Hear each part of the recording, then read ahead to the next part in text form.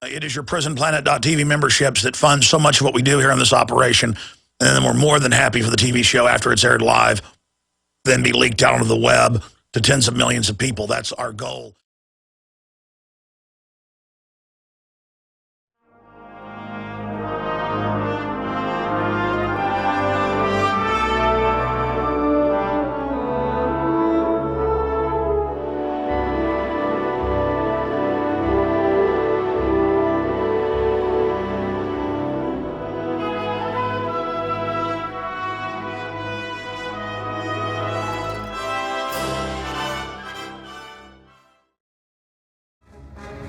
Welcome to the show. I'm David Knight, and I'm the one that's live from Austin, Texas.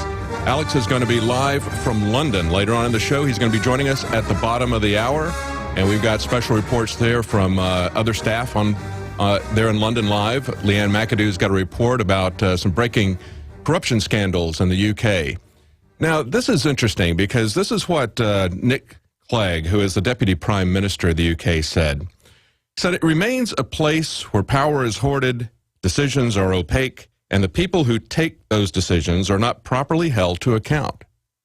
Sounds like Bilderberg, doesn't it? Actually, he was talking about Westminster. He was talking about the lobbying scandal that is breaking there. It's really shaking people up. They've got 3 different members of Parliament, actually they were House of Lords, that resigned as part of a journalist sting at the end of the week and over the weekend. And these people who resigned were peers Lord Cunningham, Lord Mackenzie, Ulster Unionist peer Lord Laird. You know, when you start calling people Lord, it's almost like you're just begging to be used. Because so many of these politicians act like they're the Lord to start with. But they also had a Tory member of Parliament, Patrick Mercer. Now, the thing these guys all had in common was that journalists who were posing as lobbyists went to them and proposed influence peddling to them and got them on videotape accepting it. And the amazing thing that happened after this was that several of these people who were caught in the scam said, "I'm going to fight these charges because I didn't accept any money." Well, of course I didn't accept any money. It was a sting. It was all made up. They weren't going to pay them money. So that's one of the most amazing excuses for unethical behavior I've ever seen. But Clegg also wrote an op-ed piece on Monday in the Daily Telegraph, and he said, what they're seeing here with this influence peddling is really the political equivalent of Groundhog Day and indicative of a wider problem. Yeah, it really is. You know, when you look at what's going on at Bilderberg, and you look at the fact that they've got at least 5 politicians from the UK, as well as 5 major bankers, and you've got 2 major financial newspapers, The Economist and the Financial Times, are all in attendance there.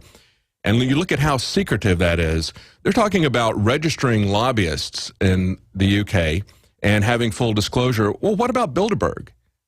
This is so much larger. There was a story that broke on Sunday. We actually had it on our website, and it didn't ring a bell with me. I realized they were British politicians, but I didn't know exactly who these guys were. And we had it on Infowars that said Ed Balls and George Osborne were going to be attending Bilderberg. Well, those guys are the Chancellor of the Exchequer and the Shadow Chancellor of the Exchequer. Now, the way that works is that the party that's in power has a cabinet, just like here. But unlike here, they have a shadow cabinet from the opposition. So they have a person who is going to essentially shadow his counterpart in the government and critique what he's doing. So George Osborne is the shadow chancellor, and then we've got a shadow government going in Bilderberg, and they're both going to the Bilderberg conference. These are the guys who are like the Treasury, head of the Treasury Department. They're the Exchequer, the people who essentially, I guess you could say, write the checks. Maybe that's where that came from. But they are the financial side of the government there at the UK. And the fact that the very highest levels of the financial cabinet would be there of both parties sheds a lot of light on the same problem that we've got here in America, and that is full spectrum dominance of the political system by the global elites. They own both parties. And it's interesting, they've now taken Nick Clegg, who is kind of a third party that's come into play here, and Nick Clegg has been kind of thrown into this corruption scandal. they're going to hang this all on Nick Clegg, tell him he's got to clean up the swamp. And if he doesn't, they can basically push their ethical problems off on him. We'll be right back with some more reports about that and Alex Jones at the bottom of the hour. Stay tuned. Welcome back. I'm David Knight. We're going to have Alex Jones with us live from London with some other Infowars reporters. That'll be at the bottom of the hour. And we were just talking about the breaking lobbyist scandals in the UK and how similar they are to what's going on with Bilderberg, and yet very few people are still talking about Bilderberg. As I said before, Nick Clegg said, and think about this as Bilderberg. I'm going to read this one more time and just put in Bilderberg instead of Westminster, which is what he said. Bilderberg remains a place where power is hoarded, decisions are opaque, and the people who make those decisions are not properly held to account. That's exactly what's going on. You couldn't describe Bilderberg any better than you could the scandals that are going on there with lobbyists, because that's essentially what it is. It's a lobbying scandal. And this is what he also said on the BBC. He says, I regard it a little bit like eradicating malaria in Africa. You use a bit of disinfectant on the mosquito, which is a statutory registry would be, but we have to clean out the stinking swamp, which is particularly the House of Lords, where there is a very nasty whiff of dirty money the whole time. Yeah, that's exactly. We got a very nasty whiff of dirty money the whole time coming from these secretive Bilderberg meetings. And it looks like they're kind of recoiling back from some of the publicity. We've got an article on Infowars.com that's linked on Drudge Report about the Bilderberg Group considering a press conference. It looks like they're really feeling the heat, and looks like there's some discussion inside the group about going a little bit more open and having a little bit more full disclosure to people. In this article from Infowars, it says, Paul Joseph Watson writes, if a member or a representative from Bilderberg does not speak publicly about the organization it does speak, it would be an unprecedented move. However, anyone expecting the group to admit that it is a shadow government manipulating world affairs behind closed doors is probably going to be disappointed. Exactly. Once they come in with this, they are not going to come out and have full disclosure. They're going to spin it. They're going to say, see, there's really nothing to hide. We're not really hiding anything. We're going to be very open and upfront about what's going on here. We also have an article on Infowars, and all of our Bilderberg coverage is on a special site, Infowars.com/B. That's where we're consolidating all the information about Bilderberg. It's also on Infowars.com and PrisonPlanet.com. In this article from Urian Massen, he says, British Bilderberg participant decries the group's secrecy. This is Sherard Cooper-Coles. He's kind of the CEO or director of BAE, which is a very, very large defense contractor, has over 80,000 employees worldwide, selling into the military, part of the military industrial complex. He says that even those inside the perimeter are victims of Bilderberg's steel ring of secrecy.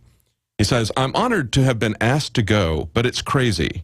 The organizers wouldn't tell us where we were going to stay until a couple of weeks beforehand. And he added, some people had to book their private jets in advance. Isn't that a shame? I mean, isn't that a shame that they don't have enough time to book their private jets in advance? They might have to travel with the rest of us rabble and have the guys with blue gloves go all over their bodies. We wouldn't have that happen. We've got some other breaking news here. We've got the Texas legislature is looking at a drone bill. Now, Perry has not decided whether or not he's going to sign it, and quite frankly, when I look at it, I'm kind of undecided about it as well, because it makes a Class C misdemeanor for any private or public entity that uses an unmanned aircraft to capture an image of an individual or privately owned real property in Texas with the intent to conduct surveillance on the individual property captured in the image. So this could be something of a red herring, and because they have numerous exemptions for law enforcement, of course. So it might be something that really just restricts private photography. Not really clear that that's going to be something that we want to see. Also breaking, there's a lot of news like drones that just keep coming back, and so does gun control. And part of the gun control front, of course, is the UN Arms Trade Treaty. And there's an article here from DC Clothesline. It's kind of a blogger here, and he's talking about why hasn't Obama signed the UN Arms Treaty? What is he waiting for? And he says many have suggested the signature will come under cover of darkness sometime in August when Congress is not in town. That's what we're really worried about. You know, they have been very cagey with the timing of the UN Arms Trade Treaty. And understand that the UN Arms Trade Treaty is really about further registration, getting more and more detail and extending it, making it broader, making it deeper, the information that they keep on people. And I believe that this has been the central thrust of this round of gun control all along, that they're eventually going to go, of course, as they've said. We've even had the mayor of Austin, or the second to the mayor, I guess, say that, Martinez, say that he wanted to go to confiscation eventually. But I think what they're focusing on right now is registration. And as an excuse for that, they're talking about the travel of arms back and forth across borders. You know, like the government did with Fast and Furious. You know, they sent all these arms back and forth and used that as a false flag attack so they could then come in with the arms trade treaty.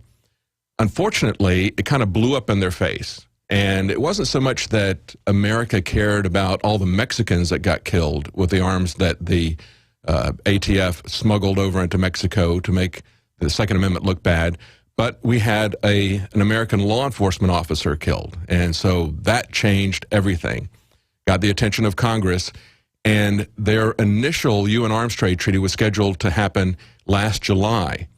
And they really couldn't turn that around. Even with the shooting in Colorado exactly a week before the vote was to occur, they didn't get any traction from that. So they delayed it. They said, we'll do it after the election because we don't want American politics to get involved in it. Right.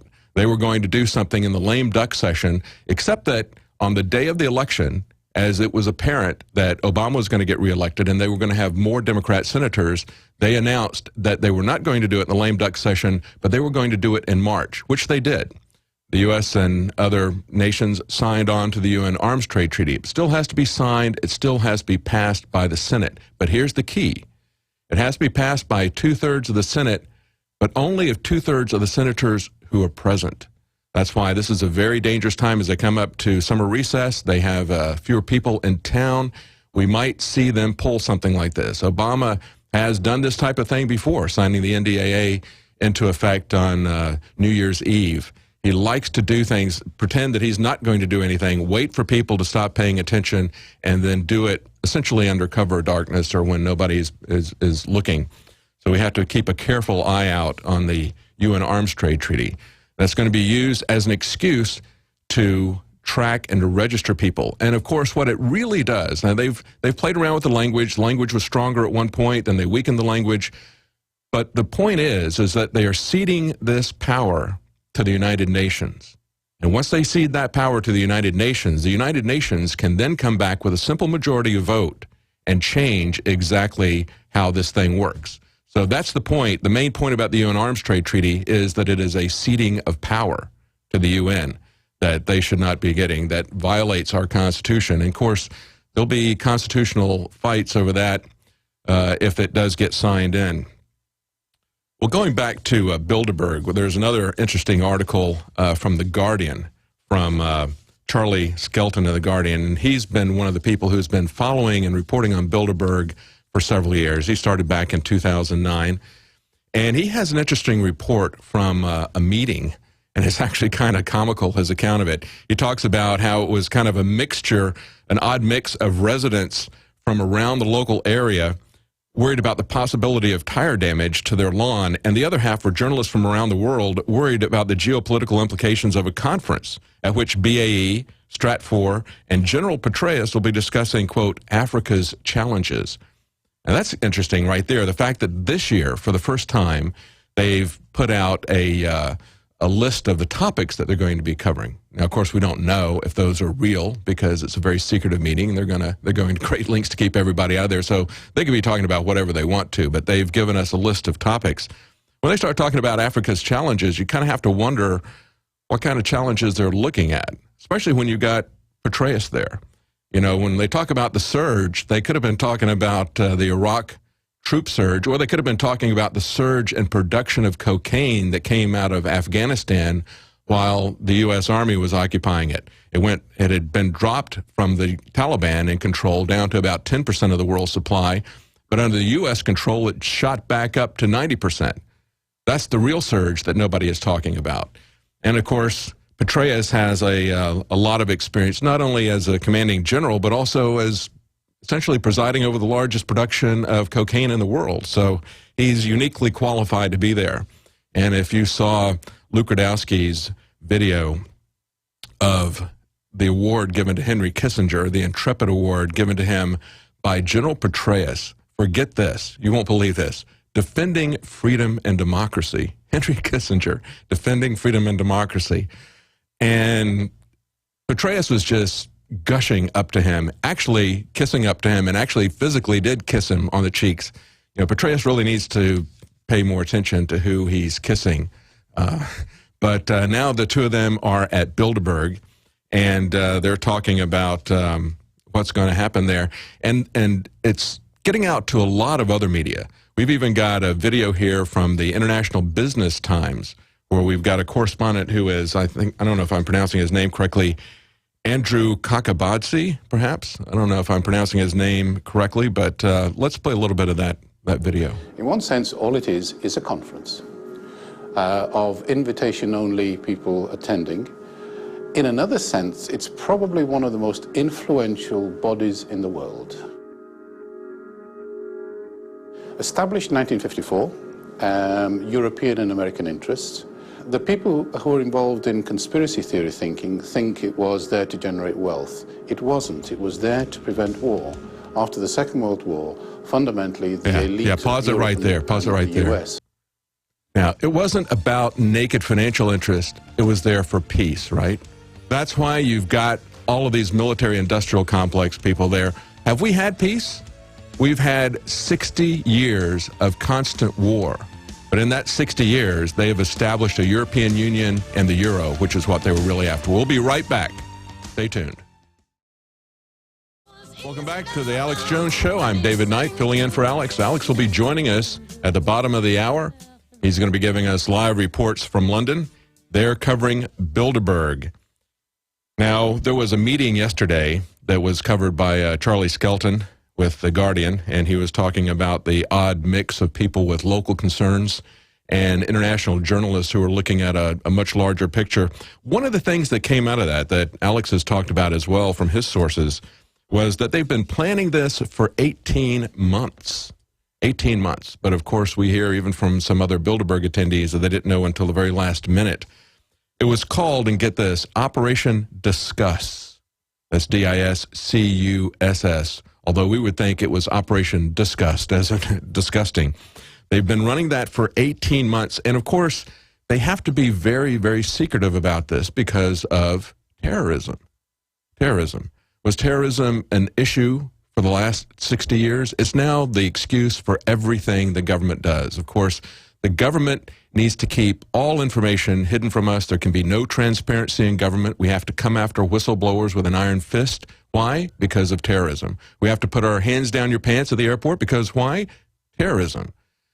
But what have we achieved from this for the last 60 years?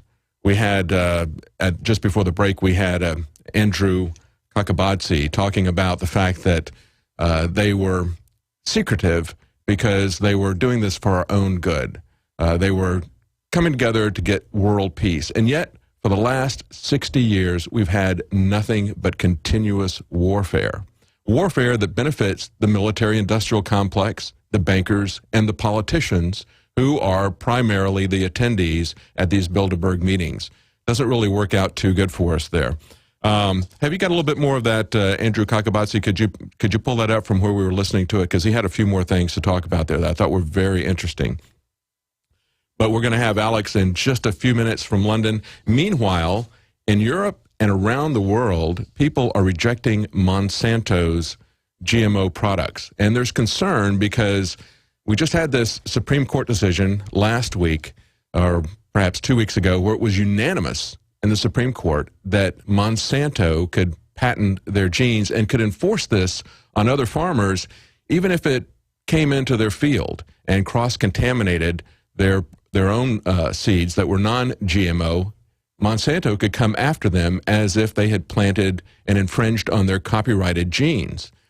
And we've now had a situation where exactly that has happened. And as a result, several Asian countries as well as European countries are banning wheat that's produced in the United States because they're concerned about contamination from GMO products and Monsanto. Isn't it interesting that GMO products as well as fluoride are not allowed in Europe and in many places in South America? And in India, they basically ran Monsanto out because so many farmers there were committing suicide. Monsanto was doing the same thing to them that they are trying to do, which they were successful in doing in this Supreme Court decision that happened. And that is coming in and doing a test and saying there's some strains of our product in your crop, and then charging the farmers in India. Of course, these are poor farmers, and they were running them out of business by the thousands, and they were committing suicide. A very large number of them committed suicide. So to protect the food supply, even to protect the predatory business practices of Monsanto, it's been banned in many areas of the world. And yet, in America, they get a Supreme Court decision that is totally unanimous. You can see the same thing happening with fluoride. All of these European health ministers have said, we are not going to allow fluoride in the water. And yet, in America, we get it in massive doses. You have to ask yourself, what is the matter with America? It seems like we're kind of the target for the globalist elite to dumb us down and to take our money and to transfer our wealth to China. And that's what we've seen for the last 60 years. You have that clip from Andrew Kakabadze up? Can we pull that up a little bit, or we're still working on that, still trying to find it? Okay, let's play it from where we were, or you can back it up just a little bit. Invitation-only people attending. In another sense, it's probably one of the most influential bodies in the world. Established in 1954, European and American interests. The people who are involved in conspiracy theory thinking think it was there to generate wealth. It wasn't. It was there to prevent war. After the Second World War, fundamentally, the elite of Europe and the US wanted to ensure that the world would never have anything like it again. So it started in many ways for good reasons. In all that, there was also a protection of existing wealth. They were very well intentioned. They did it for our good. Just conspiratorial. It was now you see what's happening here. Pause it there, and we'll pick that up after the break if we've got time. But what's happening here, they can no longer keep it secret. So now what you're going to see is they're going to try to spin this in a positive way. They were just meeting in secret for our own good. We're on the march. The empire's we'll be right on back. the run. Alex. Welcome back to the Alex Jones Show. I'm David Knight, live here in Austin, and coming up live from London is Alex Jones. He'll be joining us in just a few minutes. But we've got a video here that we were listening to just before the break from Andrew Kakabadze, and he's part of the friendly face now that is coming out for Bilderberg. They're going to be a little bit more open, and they're trying to explain how this group that was vehemently denied by the mainstream even existed until just a few years ago. For decades have been meeting in secrecy. After Jim Tucker started covering them, they vehemently denied that they existed. They poked fun at anybody who said they existed, called them a conspiracy theorist. But of course now they were just operating for our own good. And here's what Andrew Kakabadze says about that. Let's continue on. In one sense, all it is a conference of invitation-only people attending. In another sense, it's probably one of the most influential bodies in the world. Established in 1954, European and American interests. The people who are involved in conspiracy theory thinking think it was there to generate wealth. It wasn't. It was there to prevent war. After the Second World War, fundamentally, the elite of Europe and the US wanted to ensure that the world would never have anything like it again. So it started in many ways for good reasons. In all that, there was also a protection of existing wealth. But it was not just conspiratorial, it was actually for social benefit, originally. Pause it right there. Pause it right there. Yeah, there was also some financial benefit. You know, like Prince Bernhard, one of the founders of that, a former Nazi, also was involved in huge scandals of influence peddling in the defense ministries. Yeah, there was some, those kind of things just kind of go back and forth. You know, they're keeping us free while we paid large amounts of money to the military-industrial complex. Just think back to when we were hurling cruise missiles at several $1 million apiece at Gaddafi in the desert and blowing up his tents. That really wasn't working out to anybody's benefit except for the military-industrial complex that was going to rebuild and resupply cruise missiles to the United States government. I mean, how many times can you spend millions, perhaps, I don't know how many millions of dollars the cruise missiles were at the time. How many times can you do that just blowing up tents in a desert? I mean, talk about asymmetrical warfare. That's amazing. Play a little bit more of this clip. Well, you've got about 120 people whom any terrorist would like to attack. So the secrecy here is largely because in the security, because you have some of the best brains in the world meeting. You have politicians, right you have there. finance directors. Okay, so they've got to keep it secret because they've got all these people meeting there. Well, they have G8 conferences, they have G20 conferences where they have the heads of state of 8 countries or 20 countries that are meeting, and they're not secretive about it like this. This is nothing but rampant influence peddling and lobbying going on here. And we can also see, though, that they have a globalist eugenicist agenda from their meetings that have been leaked from 1955. We see that they were planning the EU and the European Union. They want a massive consolidation of a world government, and that's what these people are about here. We've got, do we have Alex on the connection yet? Okay. They're still trying to establish connection there. They're having a little bit of trouble with their mobile connections. But Alex was caught on an interview as he was leaving at the airport. He did a phone interview with Press TV talking about Aaron Swartz.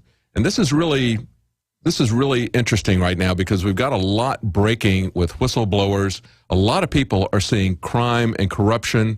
And we've got in the case of Aaron Swartz, although he wasn't a whistleblower who worked for the government, he certainly understood the issues of cybersecurity. And because of his understanding of cybersecurity, he was very, very effective at opposing CISPA. And it wasn't long after he died that they tried to push it again. He had already defeated it, and he had talked about defeating it. And he was a bull-nosed activist. He was not the person, I believe, and neither does Alex believe, that he was the person that they're trying to make him out to be, that he was concerned about a 35-year prison sentence, really trumped up federal charges out of a very minor thing that was done. He was not so concerned about that he took his life. We really don't believe that. Let's listen to Alex Jones, a little bit of Alex Jones' interview with Press TV. Almost 5 months have passed since American internet freedom activist Aaron Swartz was found hanged in his New York apartment. Now his fiancée says he was far from being depressed in the days leading up to his suspicious death. In an interview with the British weekly The Observer, Taryn Steinbrückner-Hoffman says Swartz had proposed to her only a month before his death. Hoffman said Swartz had always been ambiguous about marriage during their 18-month relationship. In the immediate aftermath of his death, Hoffman decried that she called an unfair prosecution that had brought intolerable pressure on the man she loved. Swartz was facing a criminal trial for alleged computer fraud and downloading millions of academic material. For this, Swartz was expected to be sentenced to pay several $1 million in fines and up to 35 years in prison. Swartz was a critic of U.S. President Barack Obama's so-called kill list. In an interview with Russia Today, he had even criticized the U.S. and Israel for their cyber warfare against Iran. Well, Infowars.com's Alex Jones joins us from Austin to discuss this further. Mr. Jones, thank you very much for joining us here on Press TV. Now, it is a known fact that Swartz was a critic of the Obama government, of the American policies, as well as specifically the kill list, and suspicion still surrounds his death. What do you make of it, first of all? Well, he was openly saying, and excuse me, I'm in an airport right now, he was openly saying that he was going to fight the charges. They were fraudulent. He was going to beat them. And so I believe that they probably actually killed him, not that they harassed him until he committed suicide. They could hang me in my home and say that I committed suicide. This is a very dangerous precedent. One of the friends, one of the supposed Boston bombing patsies, who said that he thought it was the government doing it, he was shot in the top of the head by the FBI during an interrogation. So in America now, you don't get a judge or a jury or a trial The FBI just drops by and hangs you or shoots you in the top of the head. And there's no doubt, I know people that know Schwartz. I know people that are off record talking to me about the Boston bombing brothers as well. And there is no doubt from their research that this entire thing is a staged event. Right. Now, earlier in May, a court in the U.S. sided with the prosecution in keeping evidence secret with regards to the case against Schwartz that was about illegally downloading information from MIT and other networks, so to speak. What do it raises the question over what is it that they want to hide? Well, Aaron Schwartz was facing 35 years in prison for downloading stuff basically on the MIT library. Most of this stuff was 30, 40, 50 years old. They were persecuting him because he led the real effective grassroots movements for internet freedom here in the United States. And he was against the big corporations that are setting up kind of a corporatocracy here. In the words of even CNET News, that's CBS News, Chinese-style or communist-style or Russian-style net censorship. So what happened was he was against government web censorship, and so they basically harassed him and hounded him and charged him for 35 years in jail for something that would be like jaywalking, walking across the street, and then said he committed suicide. But I don't buy that. I have known Pulitzer Prize winners like Gary Webb, who exposed CIA drug dealing, who told me he was being followed and that he had a big book coming out and that he was shot twice in the head.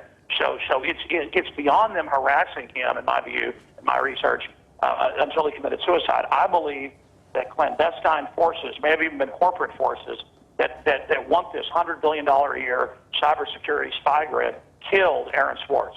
And Mr. Jones, very quickly, if you can, right now we're going to see the trial of Bradley Manning starting soon as well. This is a time when many are asking questions over what is the future of people like Schwartz in the U.S.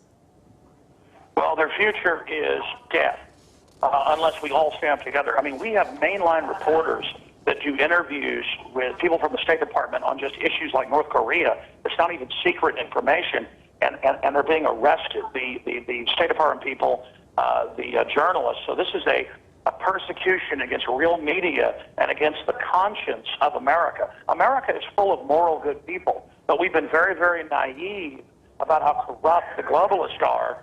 And so now that people are waking up, they're trying to persecute the press and whistleblowers. So there is a war going on against truth tellers and people that have conscience in America. But I'll say this in closing.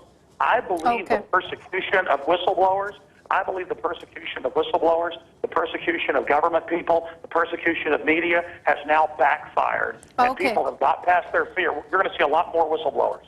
Okay, we're going to have to leave it there. That was Infowars.com's Alex Jones joining us from Austin. Many thanks indeed for your comments here on Press TV.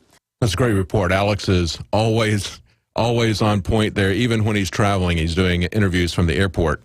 And we're going to be having him live in London soon. We're still trying to establish connection there. We lost it momentarily. Now, one of the things he was talking about, clearly he doesn't believe that Aaron Schwartz was this dejected, depressed person, and neither do the people who know him. His fiancée said that he had just was very upbeat and had proposed to her for just recently, just before he supposedly took his life, and they'd been seeing each other for quite some time, and he had not proposed to her in quite some, for this long relationship. So he was clearly looking to a future there, and he was not the kind of person who was going to be bullied and intimidated. He was a fighter. He wasn't as forceful as Alex, but he had a backbone of spine, a backbone and a spine that he was fighting this. He was someone who took on the government and relished his victories in defeating cybersecurity. Now, at the same time this happened, there was a lot of criticism when people that believed the official government line that he had been bullied by the government into committing suicide. In defense of the prosecutor, Carmen Ortiz, her husband posted on Twitter saying that Schwartz had rejected a plea bargain offer that would have reduced his sentence to only a few months. It was a little over 3 months. He posted that he had rejected that. That sounded like the Aaron Schwartz that we know. That sounded like the fighter. That sounded like the person, excuse me, who wanted to fight this in court and win. And yet, that was taken down shortly after that. Excuse me. This prosecutor, Carmen Ortiz, had just had, at the same time that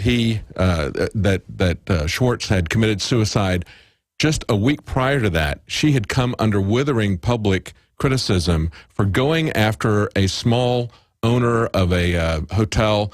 There had been 15 years. They'd had 14 drug busts over 15 years there, and she went after his hotel and tried to confiscate it from him. And she was slapped down hard by an appeals court. And this is something they do in the war on drugs frequently. They go in and they charge the inanimate object, the hotel or the airplane or the automobile, with being an accessory to crime. And because there had been 14 drug busts over a 15-year period, and this is a pretty bad area, and according to all reports, this hotel owner had done everything he could to try to keep the place clean and secure and free of gangs. But she used that as a pretense to go in and try to steal his hotel. And she was shot down by that, got a lot of criticism from that. She was somebody who was on a fast track politically. She had been touted by the governor of Massachusetts as a possible successor. And then within a very short time, this case about the drug war hit and had a lot of backlash publicly. And then there was backlash from the Aaron Schwartz suicide. And so in her defense, her husband posted that he had turned down a plea bargain. But then he mysteriously hangs himself. And we're told that it was out of depression. And like Alex said, we've also seen the FBI go down and get this accessory to this person who he wasn't an accessory. He was somebody who knew Dzhokhar Tsarnaev, and they questioned him several times, and they had an FBI agent from Massachusetts come down, and the next thing you know, this guy has been shot in the head, but also shot 6 times in the body. Multiple FBI agents saying that they're doing this out of self-defense. Pretty amazing. But they're not the only ones. We've got Bradley Manning, who's we just had some pictures surface of Bradley Manning looking like a ghost. We're told that from July 2010 to April 2011, he was held in a maximum custody detainee at the Quantico Marine Base in Virginia, where he sat in a fluorescent lit 6 by 8 foot cell with no window, no natural light for 23 hours a day. Guards checked him every 5 minutes. He was stripped naked at night because authorities deemed the elastic in his underwear could be used to harm himself. Just amazing. Just amazing. When you go back and you look at the history of Kissinger and look at the special report that was on the nightly news on Monday night, look at his involvement in things like Operation Condor in South America. Very few people in America really know what was going on, but it was something that involved not just Chile and Pinochet, but also it involved Argentina, the Dirty War, and it involved many other countries in South America as well. Went up to Brazil, but it was focused primarily in Chile and Argentina. Now, at the time, Kissinger was disavowing any knowledge that he had anything to do with any of this. But in the late 1990s and the early 2000s, we had declassified documents that were released that showed that he knew very much about this. He was very much involved with all this. What has changed, however, is since the 1970s, when Kissinger was doing these sorts of things in secret and denying that he was doing it, now the Obama administration tortures people openly. They used to use surrogates to do this sort of thing in South America and other places. Now they do it openly, unashamedly. They assassinate, they torture, they use drone kill lists, and they don't apologize for it. Folks, this is going to come back to the U.S. This is not something that is going to stay abroad. We already see DHS arming itself. We know that when the American people tolerate this sort of thing against human beings in other countries, it is going to come back, and it's going to come, these chickens are going to come home to roost in our country as well. On another note, Obamacare, the thing that will not go away as much as we want it to. Remember when they were trying to sell this, and they told us that in the UK, it was working just great. You know, in Canada, everything's working just fine. We need to do exactly what they're doing. Well, the Mail Online reports that hospitals are now going to have to close to save the national health system there from financial ruin. They say that they're predicted to hit a deficit of £54 billion by the year 2022. They say the service is no longer sustainable in its current form. They're calling for transfer of services from hospitals to communities. But of course, this was what we needed to have in our country, we were told. We're already seeing insurance rates go up 146%, and it hasn't even been fully implemented, and it's going to get worse because they're going to say that private system has totally failed and we need to take it over. That's what they're trying to do, is take over a major segment of the economy. We'll be right back. Stay tuned. Welcome back to the Alex Jones Show. I'm David Knight, filling in for Alex while he is live in London, and he will be joining us live at the top of the hour. We had a little bit of transmission problem there. He was going to be with us a half hour ago, but we have now established contact with him, and he'll be joining us. Now, we want to thank our sponsors who are making this possible, because it is he does have a large crew there. It's expensive to run this operation. We've got Infidel Body Armor is one of our new sponsors. It can stop hundreds of rounds of AK-47, M4, 30-60, 308, and more. Pretty amazing. This stuff is very heavy. We've got one right here in the office. You can contact them at 888-608-6605. That's infidelbodyarmor.com. Also, we've got a special going this week while Bilderberg is taking place. It's 15% off of ProPure filters. This is a single filter. It's a very interesting technical redesign of their previous filters. A big advancement, and it's the only single filter that takes out hydrofluorosilicic acid, and that's something that is very important. That's predominantly what they use in fluoride contamination of our water supply that we see, like we see here in Austin. So we got 15% off of that filter. Check that out. You'll see that at InfoWarsShop.com. And don't forget that we've got a consolidation of all of our Bilderberg coverage at Infowars.com/B, as in Bilderberg. You'll find reports from us and other people, as well as live reports coming up.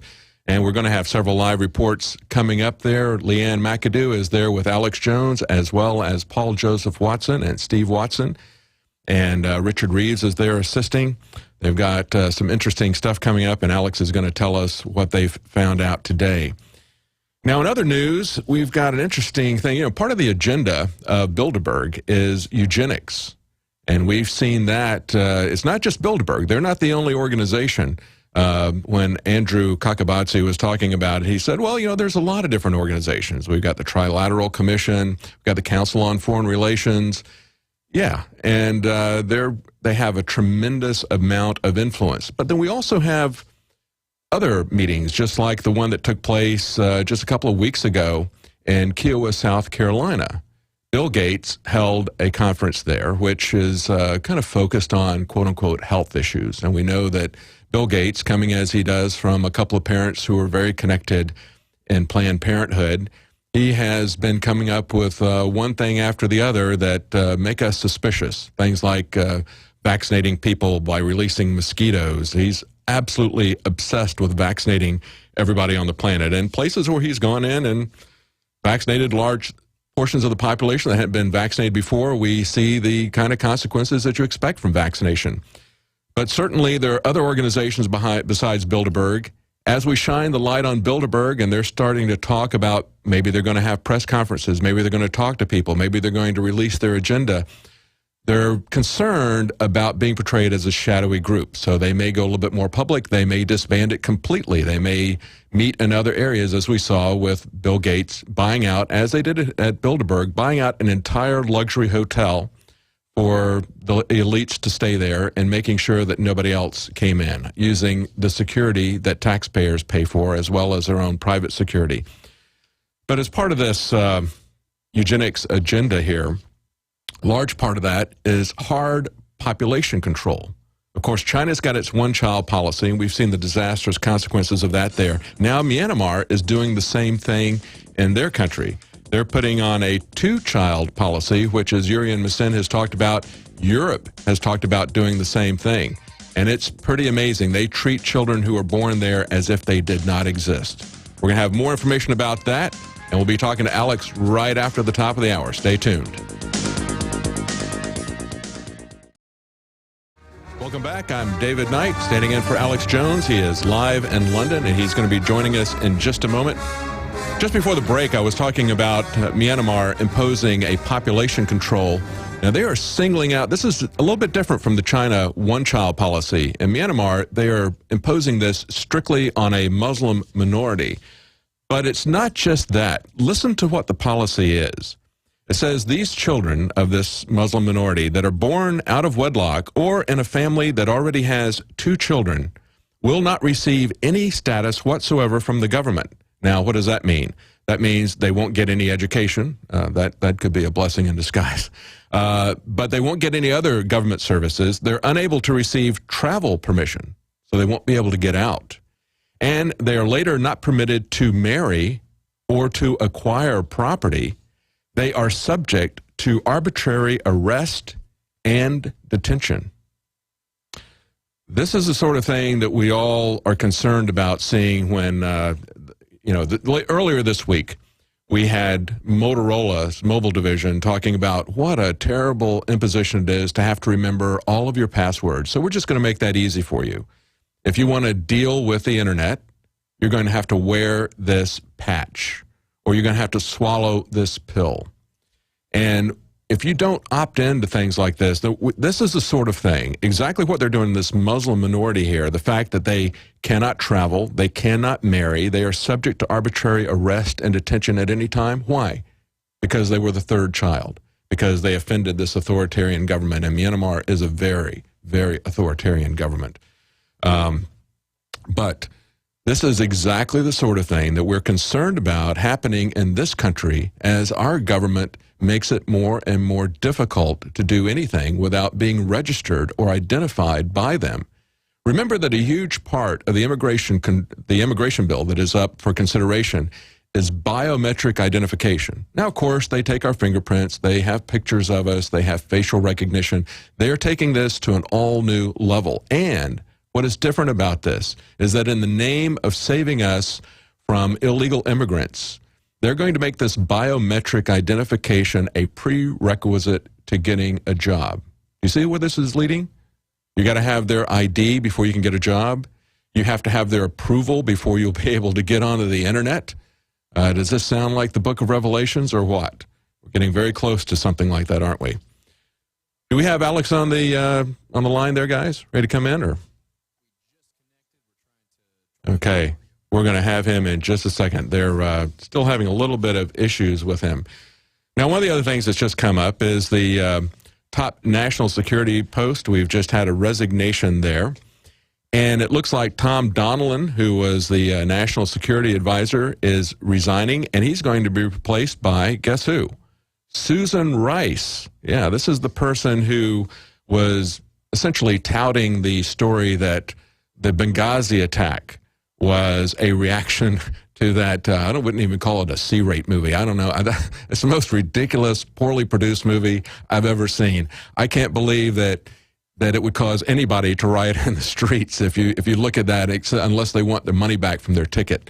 It was just amazingly bad film. And Susan Rice and Hillary Clinton were making the talk show rounds telling everybody that was what was behind the Benghazi attacks.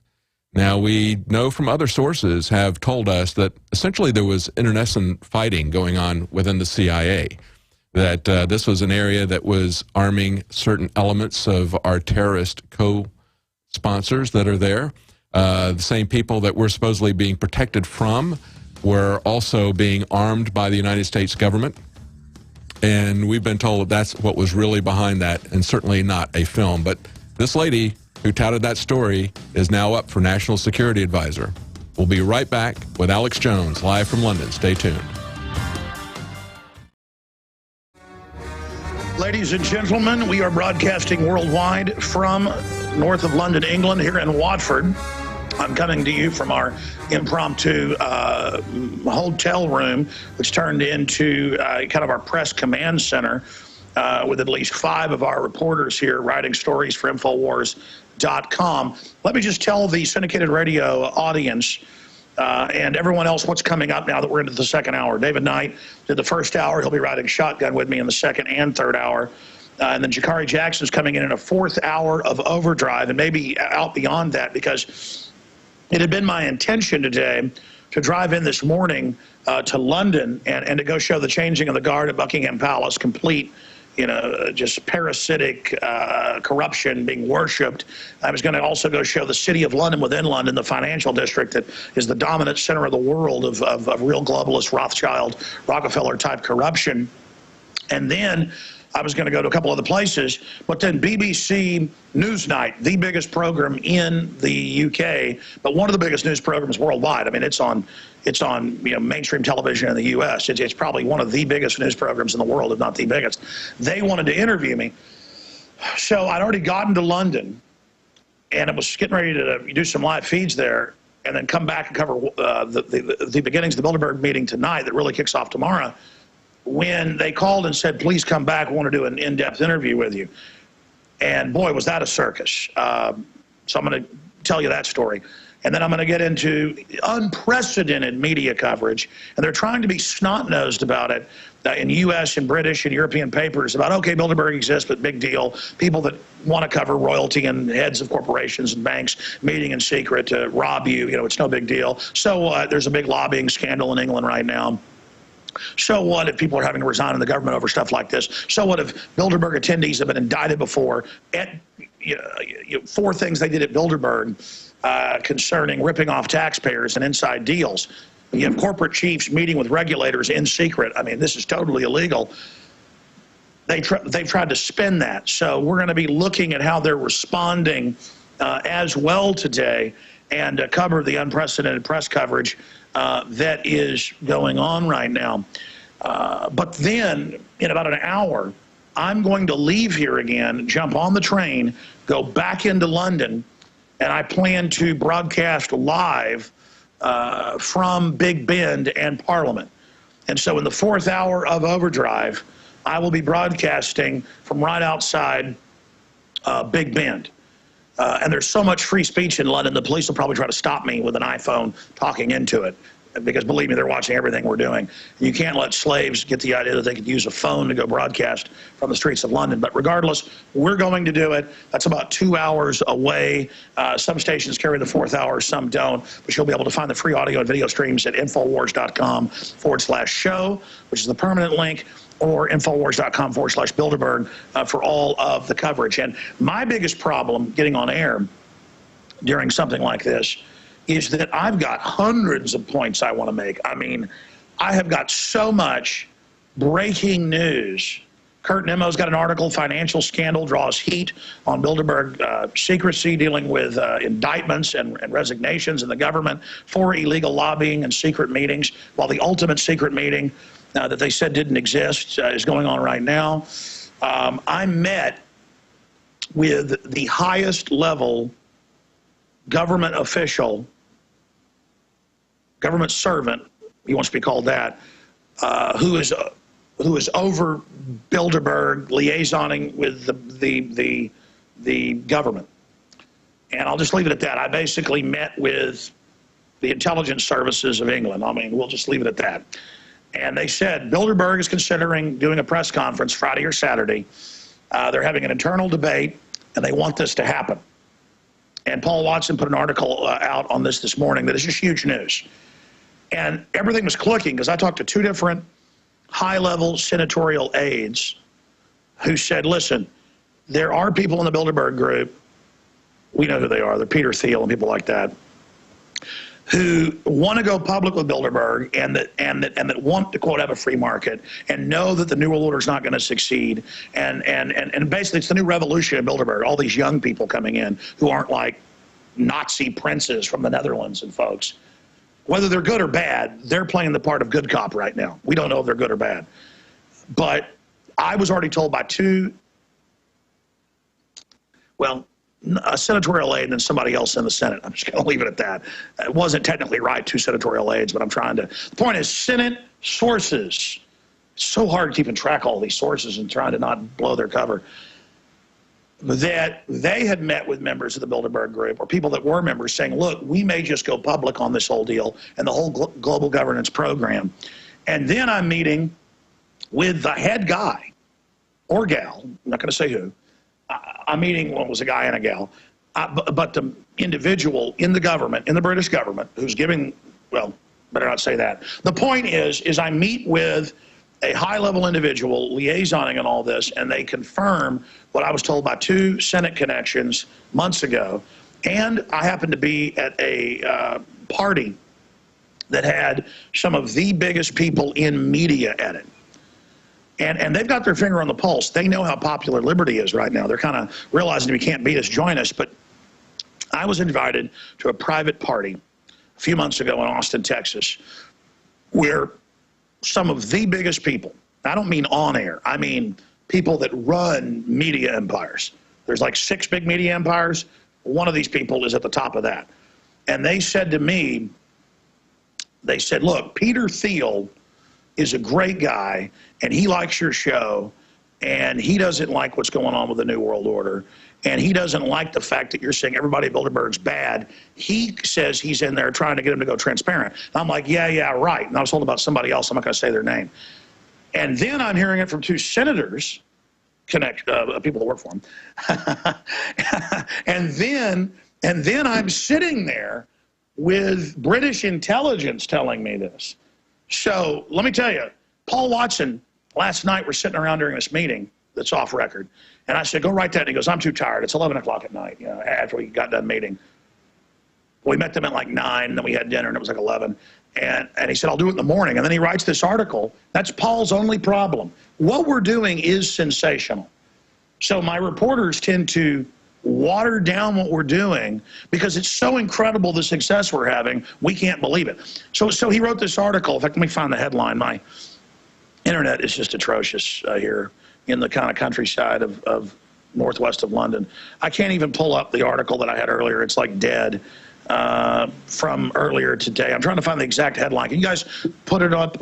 No, wait, internet's working now, that Paul Watson put up this morning. Here it is. Insider, should be Insiders. Bilderberg considering press conference. So I don't know if they're going to do it, but I've been told by 2 senatorial connections, a major media connection, and now British intelligence people. Just leave it at that. You know, these are the guys, well, I can't say anything, I'll figure out who it is, that indeed they've met with Bilderberg's head of security and with all the spooks inside that were already there last night. There's helicopters everywhere, you name it, for a meeting that doesn't exist, doesn't matter.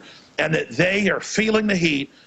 It's not now that they're seen as avant-garde or they're seen as elusive or they're seen as mysterious or exclusive because they're so secret. Now they're getting that everything they wanted Bilderberg for is working against them. They want you looking at presidents and prime ministers and bureaucrats and no more above that. Because once you actually look at the power structure and go, they're getting taxpayer money, they're getting billions in bailouts, they're lobbying to raise taxes on poor and middle class, it's game over. Once the peasants know there's a castle and a corrupt king in it, if things aren't going well in the kingdom, the king is going to have people with pitchforks coming politically. So this is a huge victory. I was out there with the police. They were being ordered today by Bilderberg security to push us back, and they were arguing with them and refusing and smiling and quietly when my camera was off, shaking my hands, our hands, and saying, look, we know what's going on. We don't like what's happening. And it wasn't good cop, bad cop. These cops had that energy in their eyes and the little tear in the corner of their eye, like they were burning with liberty, wanting to join us. And it was, you know, real, going, we know, we don't, because people realize they have self-preservation. They realize this is bad for their kids. I was giving speeches about everybody's children out there, and I saw the cops looking at me like really getting it. And I got to tell you, England has its own corruption and problems, but the people have a lot of soul here. That's why they're so repressed. It's because they used to be a bunch of wild, you know, Celts running around. I mean, they are really getting it. In Virginia, the cops were on our side a day or two into it and came over and privately told us, the head cops, that they were listeners and everything. But now it's immediate with the police, where you'll turn your camera off and they'll grab you by the arm and go, we know what's going on. Don't you ever say we're with these people. But I'm like, well, why are you doing it? We'll be fired if we don't, you know, do all of this. But the point is that we have people driving by honking their horns, people stopping on bicycles and motorbikes that are listeners who live in Watford. I rode on the train to London, and a third of the people on the train in front of my crew in London were shaking my hand. Old women, young men, black people, white people, Arabs, everybody. I mean, Richard Reeves was there. It is incredible. And I had listeners coming over going, you don't know how big you are. Everyone in my apartment complex listens to you. You don't know. And again, I'm not bragging, hey, we're big, hey, we're cool, I'm a movie star. I'm not. It's the opposite. I'm giving you the good report that I am in England, and I was here 7 years ago, and we had 1/10 of the people on the street talk to us. And I don't know where all these listeners are, because our numbers show us about 15 million a week one way or the other. How is 15 million a week, I know we're going to break here, translating into people running over to me from Poland, and people from Russia, and people from South Africa, and people from Germany saying my whole family listens. This is incredible. The world is awakening. Big breaking Bilderberg news straight ahead on the other side of this break. Stay with us. It's hard to cut off Metallica's rendition of the song. The song continues that, you know, you don't ever fight back because you feel like you're outnumbered. And the globalists want you to feel like you're outnumbered, but you're not outnumbered, and that's why I'm telling you this. And let me tell you something. The protests and demonstrations haven't even begun. We probably had about 50 people out there today that just spontaneously showed up when I happened to go over there for about an hour outside the Grove Hotel. And every 20th car or so would drive by and honk and say, Alex Jones. And then people were stopping on bicycles, and I'd go, do you live around here? Yeah. Guys on motorcycles. Yeah, I live in this town. I'm a listener. We all listen. And then I was on the train, and people would say, you're Alex Jones. You're Alex Jones. And I listen. It wasn't just from the Piers Morgan thing that was aired on all the TV over here.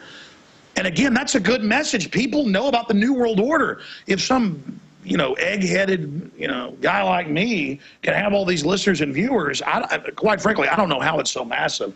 That shows that we're not all alone. Richard Reeves is here. Reluctantly, he's coming on the air. Reeves, tell folks what you've seen here.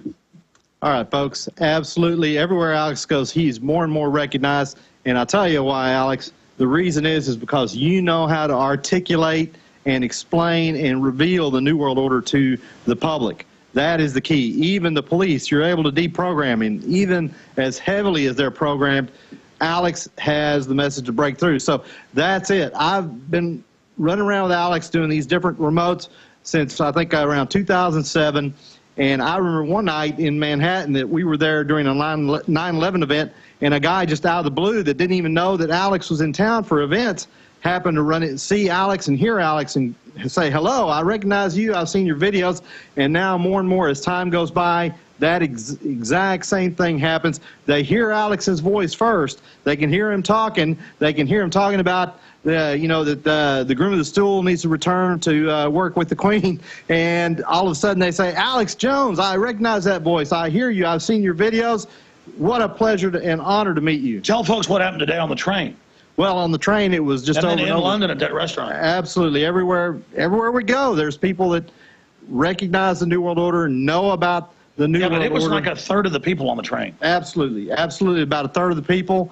And it's just amazing. It's great. Pretty soon it'll be half the people. Pretty soon it'll be 75 or 80% of the people. So New World Order, you're in trouble. You guys, you're going to have to keep your steel cages around you, whether you're at the Grove or wherever you're at. The people are going to know about you. You're going to be the prisoners on this planet instead of us being the prisoners of the planet. I mean, I got to say, though, and we got to have somebody explain this mystery to us, because I look at our numbers, and we have, you know, like 1 million visitors a day on average to both the websites, and 3 million or so on the radio and YouTube and everything. You got to go about 50 million a week, one way or another, listen, individuals. If you count, you know, 15 million coming back over and over again, it's like 30-something million a week. But that's what we can track. I don't know how 15 million people a week turns into, and again, I keep marveling at this on air, because we get on the train and there's this old Italian woman, but you know, she spoke with a perfect British accent, but she told me her last name, a pretty Italian name, I won't say it. Right. Yeah, her name was Desiree, but the last name was so cool. Don't say it on air. The point is, and then the guy next to us, and then this lady, and they're all Alex Jones. And I'm like, you listen? Oh, we all listen. And I mean, it was more than a third on that train. And on the way back, it turns out, you're Alex Jones, you're Alex Jones. And it was just like, what, in England now? Again, I'm going to come back and cover news when we come back. But the news here, ladies and gentlemen, is that I'm just one little composite of the larger composite eye of awareness of all of us around the world, the consciousness of liberty, seeing the world, seeing justice. I'm just one guy. I'm a humble guy. I don't want to be on air. I'd like to run off and be a recluse. That's what I'm really like. I'm here, and I cannot believe this many people are awake. I mean, we're close to victory, and they're spying on everything with the NSA and Google. They know the answers that I don't know, how big the audience really is. And I don't know how this is happening, but let me tell you, it's amazing. David Knight, we're going out to break, but what is your take on this good news? Well, Alex, I think people can instinctively hear what you're doing. I know from working here that you're passionate about this, and that transparently comes through. I mean, you're really concerned about getting the word out. You've got a genuine concern about these eugenics types of things that we see happening. You don't want to see people get enslaved and bullied. You hate that, and that comes through. But it says the awakening is huge. I'm embarrassed. People are more awake in England, and there's their eyes are more connected. This is what it was like growing up in Texas. These people are connected. They're smart. Everybody talks about how dumb Brits are. I mean, these people are awake. This Christian lady on the train was reading a C.S. Lewis book, and one lady didn't even know who I was. Said she was fasting. The Empire for Bilderberg. We'll be right back. Run. Alex Jones and the GCN Radio. All right, a little bit of music from the legendary Spinal Tap. I have been told by a major rock star who knows the filmmakers that is based on a real band, an American band of all. It's actually Aerosmith, and that it's basically true. I mean, a lot of it is actually written into there as a big joke. I actually know Mr. Perry of Aerosmith, nice folks. Side issue, ladies and gentlemen, I'm here with Steve Watson, who you know writes for the last 11 years. I was brother for 11 years, you for 10, for Infowars.com and PrisonPlanet.com. And it was very nice to meet your Fräulein. Because last time I was here 7 years ago, or you were in the Texas, I hadn't met your girlfriend. She's very nice. And we're here. We've got David Knight riding shotgun. He'll do the third hour today covering news, the scandals, all of the latest information. But at the same time, we're then going to get into London and broadcast in a fourth hour from out on the bridge or close to Big Ben. Some really great scenic shots for you out there. We're going to march around London and give you a fourth hour there as well. There is a ton of audio and video and photos up at Twitter, at Real Alex Jones, all of that. But here's the big bottom line. Bilderberg didn't want to be identified to exist because there's nothing about presidents and prime ministers. They don't want to be scrutinized. And now that we forced this out into the mainstream dinosaur media because it made them so non-pertinent, they didn't even count anymore. They didn't even, what's the term I'm looking for, where they weren't even in the game anymore because they were denying this existed, while the real media, Infowars.com, DrudgeReport.com, even 5-6 years ago, London Guardian, here in the UK, American Free Press, and others were covering it. They were saying there are no smoking rooms, there's not royalty and rich people meeting. It's crazy to think elites want to control the government to shut down their competition and get taxpayer money. Elites never do that. And bears don't live in the woods either. They don't do other things in the woods either. And grizzly bears don't eat salmon. It's a conspiracy theory. And so by just denying, they've discredited themselves. And so I'm out there. I want to tell the story. We're going to go to Steve and get David Knight's take on this. And I'm in London. I'm about to do all this live streaming from London. And the BBC says, it's totally, what was her name? Zoe something? She's a Newsnight presenter. It's like one of the biggest shows in the world. And she says, I will have fair questions for you, and it's going to be completely reasonable. And we just want to get your take on this. So can you please get back on the train, that takes like 30 minutes, and come back to Watford, then drive out to the Grove? So I said, okay, I'll come. I show up. The police had said, you're allowed to come to this protest area. This is where interviews are. So I show up there, and they go, well, now the Grove says you can't be here. private security, literally in disheveled outfits with potbellies, came over and commanded the police. The police begrudgingly did what they were told. They said, well, now you got to move over there. I promise you only have to move over there, then we'll stop. And I go, I know how this works. Then it'll be move over there. So they move us, all on live streams, like 100 yards down. And then the police are really getting irritated because they're being told to do this.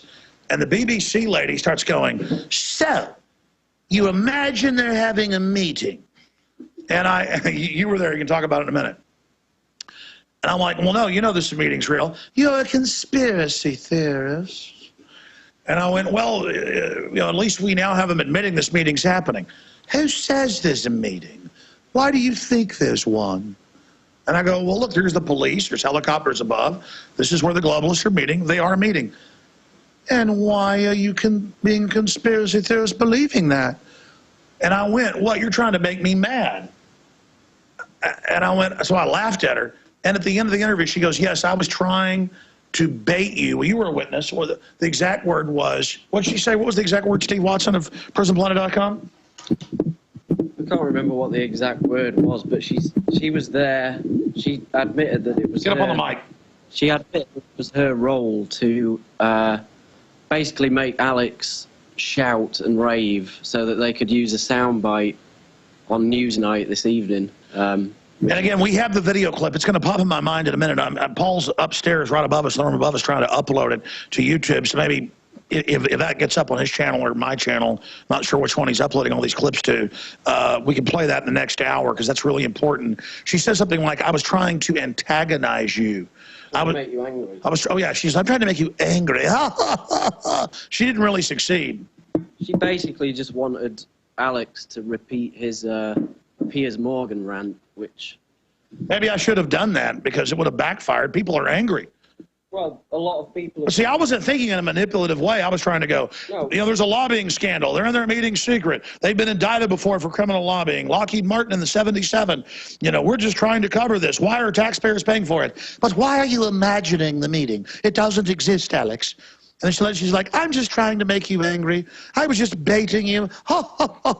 Yeah, she was just... Alex was running through the facts, and she was just basically trying to make him rant and rave and sound like a lunatic so they could use that on their nightly news program. And then she went up to, there's a few protesters there already, but there aren't a lot there yet. There'll be a lot more there tomorrow, but she went up to the people that were there, sought out the most sort of disheveled looking protesters that were there. And yeah, they found one hippie that looks like Gandalf out of about 50 people, and he'll be on tonight. There were plenty of people there that we were speaking to that were, very suits and ties, professors, eloquent Cambridge professors that looked, like normal everyday people. But she sought out the most weird-looking protester that she could and asked to interview him. The guy could barely even speak, so they'll probably edit that together with a clip of Alex shouting and say, oh, this is all, silliness about nothing. Which is, that's what they've been sent there to do. That's the way they operate. She looked like she didn't want to be there. She was very stern-faced. She wouldn't speak to any of us in any capacity, really, other than, just to do the job that she was sent to do. Hey, Alex, can I interject something here? Don't really know what they're doing. Yeah, David Knight's going to make a point. You can't hear it. We need to get you some headphones. But David Knight, make your point. As I'm listening to this, people are smart enough to understand how they've been manipulated by the media. What you're describing about with this BBC reporter is what people have seen over and over again from the media. And you can see that even when there's not somebody like you pointing it out. For years and years, decades, we had just 3 major networks here, 4 if you count NPR, but they were pretty much controlling the media. They were pretty much all reading off of the same script. We knew there was something wrong. We didn't know exactly what the truth was. We'd get little glimmers and pieces of it, but it's exactly what you're talking about. And what's making this really spread is the fact that people are hungry for authentic news that's not filtered, that's not spun, and that's not what they're getting from the BBC. It's not what they're getting from the mainstream media here. And I think the way you're describing the way they're trying to manipulate this by selectively picking who they want to show, trying to make you angry to get a sound bite, that's exactly what we've seen from the media for such a long time. If people are so sick and tired of being manipulated by the press and by the government.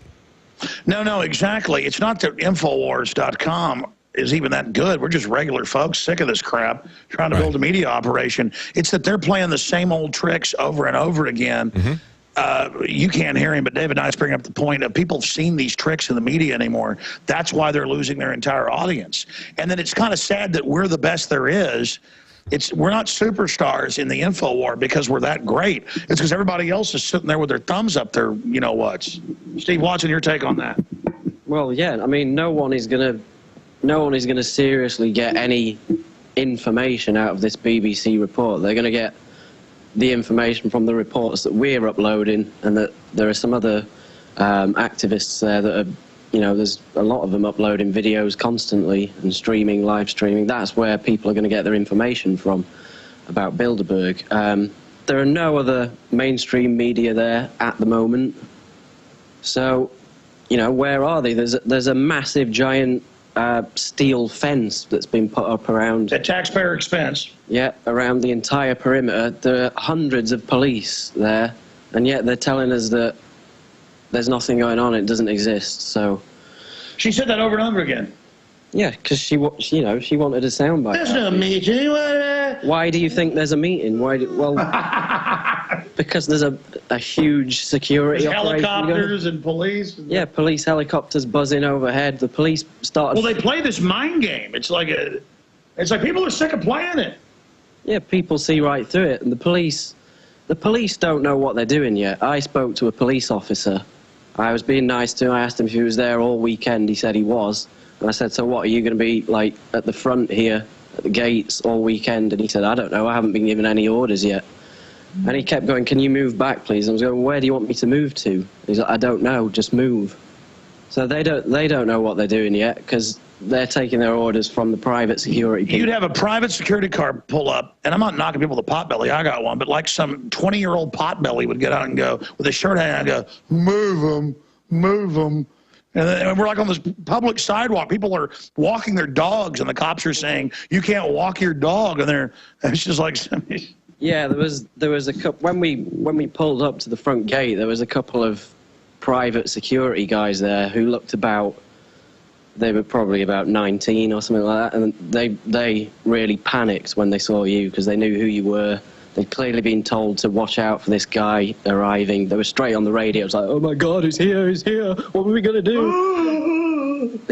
And then loads more sort of private security people came down, and eventually somebody obviously got wind that we were there, that you were there, and a few other protesters turned up, and that's when the police came down.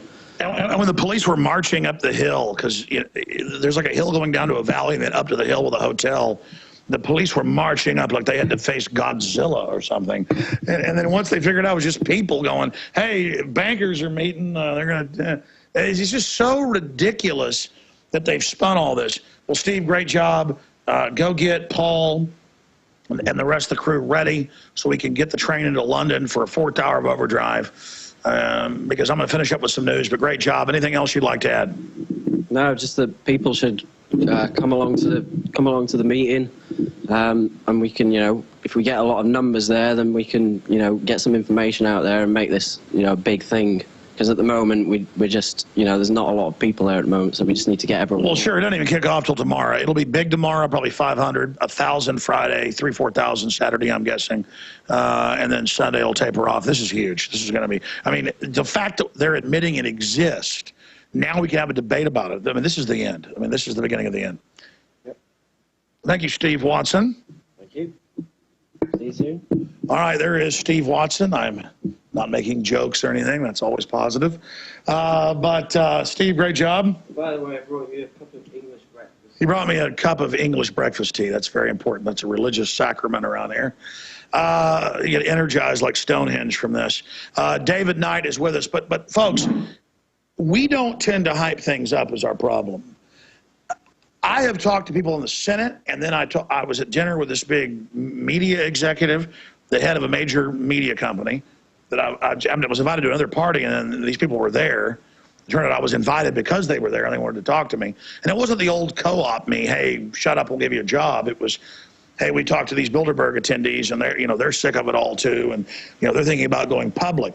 Now, whether that happens this year or not, there is a debate in Bilderberg of that happening, because I was speaking to one of the top people involved in the British government with security liaisoning with Bilderberg, who said, I've met with their head people, their spokesman, they're thinking about a press conference. How will you respond to a press conference, and what are your ideas? They want to know. So it's a dialogue directly with Bilderberg. And I said, well, I don't expect them to march up to the demonstrators and everybody, because they don't control that. They're control freaks. But I think they should come to the alternative media, or whoever's in the media area, and take maybe 10 representatives of the media up to the garden at the hotel that has all the transhumanist stuff, and do a press conference Friday or Saturday, because that's what they were saying. And so Bilderberg is like now trying to reach out to us. Now I realize that, like first senators' offices, then media, and now the intelligence agency, the domestic intelligence agency of the UK. MI5, basically, meeting with us, saying Bilderberg may want a dialogue. What do you think of that? And of course, that's how these globalists operate. They go to the heads of every group, and they try to organize something, and they get the world's looking at them. They get now that they can always control the media. And in the U.S., nobody covers it but Drudge and Infowars. Now, CNBC, and I saw a bunch of other major U.S. news. In fact, that's news right there that I've never seen this morning. In fact, I wrote down notes. I think they're over there, Richard, of everybody. It was like CNBC and a bunch of other big U.S. news, because MSNBC isn't big, but CNBC actually has some readers. They were all talking about, Bilderberg and meeting in secret and how this looks terrible. And, Bilderberg needs to be transparent, the CNBC was saying in their headline. And maybe the guys can pull it up and give me the exact headline. But the point is that this is unprecedented, because they've kept it stonewalled that there's no secret government, there's no corruption, the Federal Reserve's not private, there's no New World Order, there's no... And now, again, I keep going back to the fact we're having this debate. So here's some of the articles up at Infowars.com and PrisonPlanet.com. Financial scandals draw heat on Bilderberg secrecy. Bilderberg 2013, welcome to 1984. Charlie Skelton, London Guardian, has authorized us to post his whole articles. So the Guardian, somebody can post their whole articles. That's great. It's just weird to have them reach out and like, Guardian says publish our entire articles. So, okay, they're up there. British Bilderberg participant decries group secrecy. Yeah, you've got in Germany, Britain, and other countries, former attendees are coming out against it. People are getting this New World Order. A lot of them were sold New World Order was going to help everybody. And now they're going, what? We implode the economy on purpose under Agenda 21 and shut down all the competition, and all the libertarians and conservatives have the environmental groups shut them down their businesses and the tax offices. It's not just in the U.S. that the socialist and the collectivist through the globalist shut down businesses. It's also in Europe. So we're going to come back and break this down. This is a huge awakening. This is mega, massive. I mean, I'm looking at this. This is a revolution against the shadow government happening.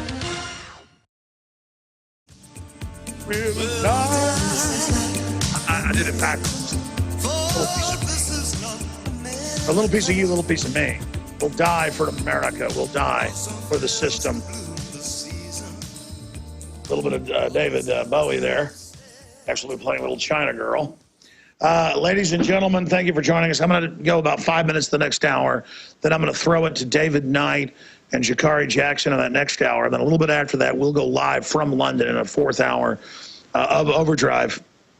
But it is unprecedented that, again, you've got all these members of German Parliament, British Parliament, former attendees of Bilderberg, coming out and saying, this is criminal, this is wrong, what's going on? And a lot of it is people are compartmentalized. When the globalists came to me over the years, they said, look, you're a talented broadcaster. You stop talking about the New World Order and bad-mouthing it. It's meant to feed hungry Africans. It's meant to help the world. Global government is good. You can be a right-winger. Just stop talking about the Federal Reserve and the New World Order. I was giving this speech over and over again.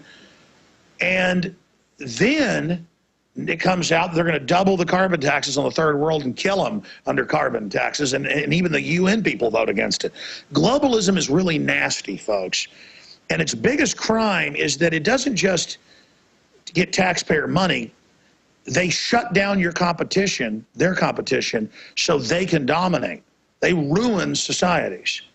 There's so much wealth, there's so much technology that we could all be living like kings, but they're artificially suppressing economies. They call that overheating economies. And they're trying to reduce our numbers population-wise. And so many yuppies and trendies go, good, there are too many people. You're being targeted too, whether it's true or not that there's too many people. We need to be aware of this. So, and by the way, we've uploaded like 10 videos the last hour to my YouTube channel and to Paul Watson's Prison Planet Live channel. We need to get those up on Infowars.com and at the Bilderberg site on Infowars.com, because I haven't even gotten the BBC stuff up yet because we're streaming. This phone's the one enabled with the data package for us to broadcast on.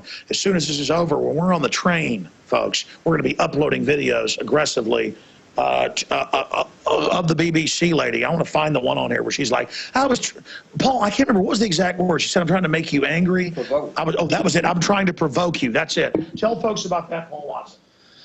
Yeah, the BBC arrived shortly after we did at the entrance to the Grove. They wanted to interview Alex. And almost as soon as the interview started, she asked Alex a basic question. Then her first response after that was, but aren't you all conspiracy theorists? Aren't you just a conspiracy theorist? Aren't you crazy? Aren't you crazy? How do you know it exists? Not what's the agenda, who's participating, what's Bilderberg about, what's its history.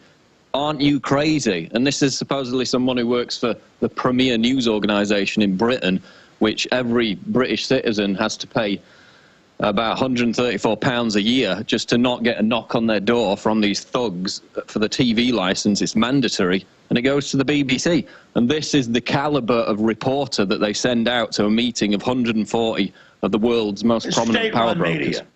It's globalist media. But she obviously had orders to just try and make you look stupid so they could get a little soundbite and put it on Newsnight where you're saying, you know, I'm crazy like a fox, because they're not going to use anything else.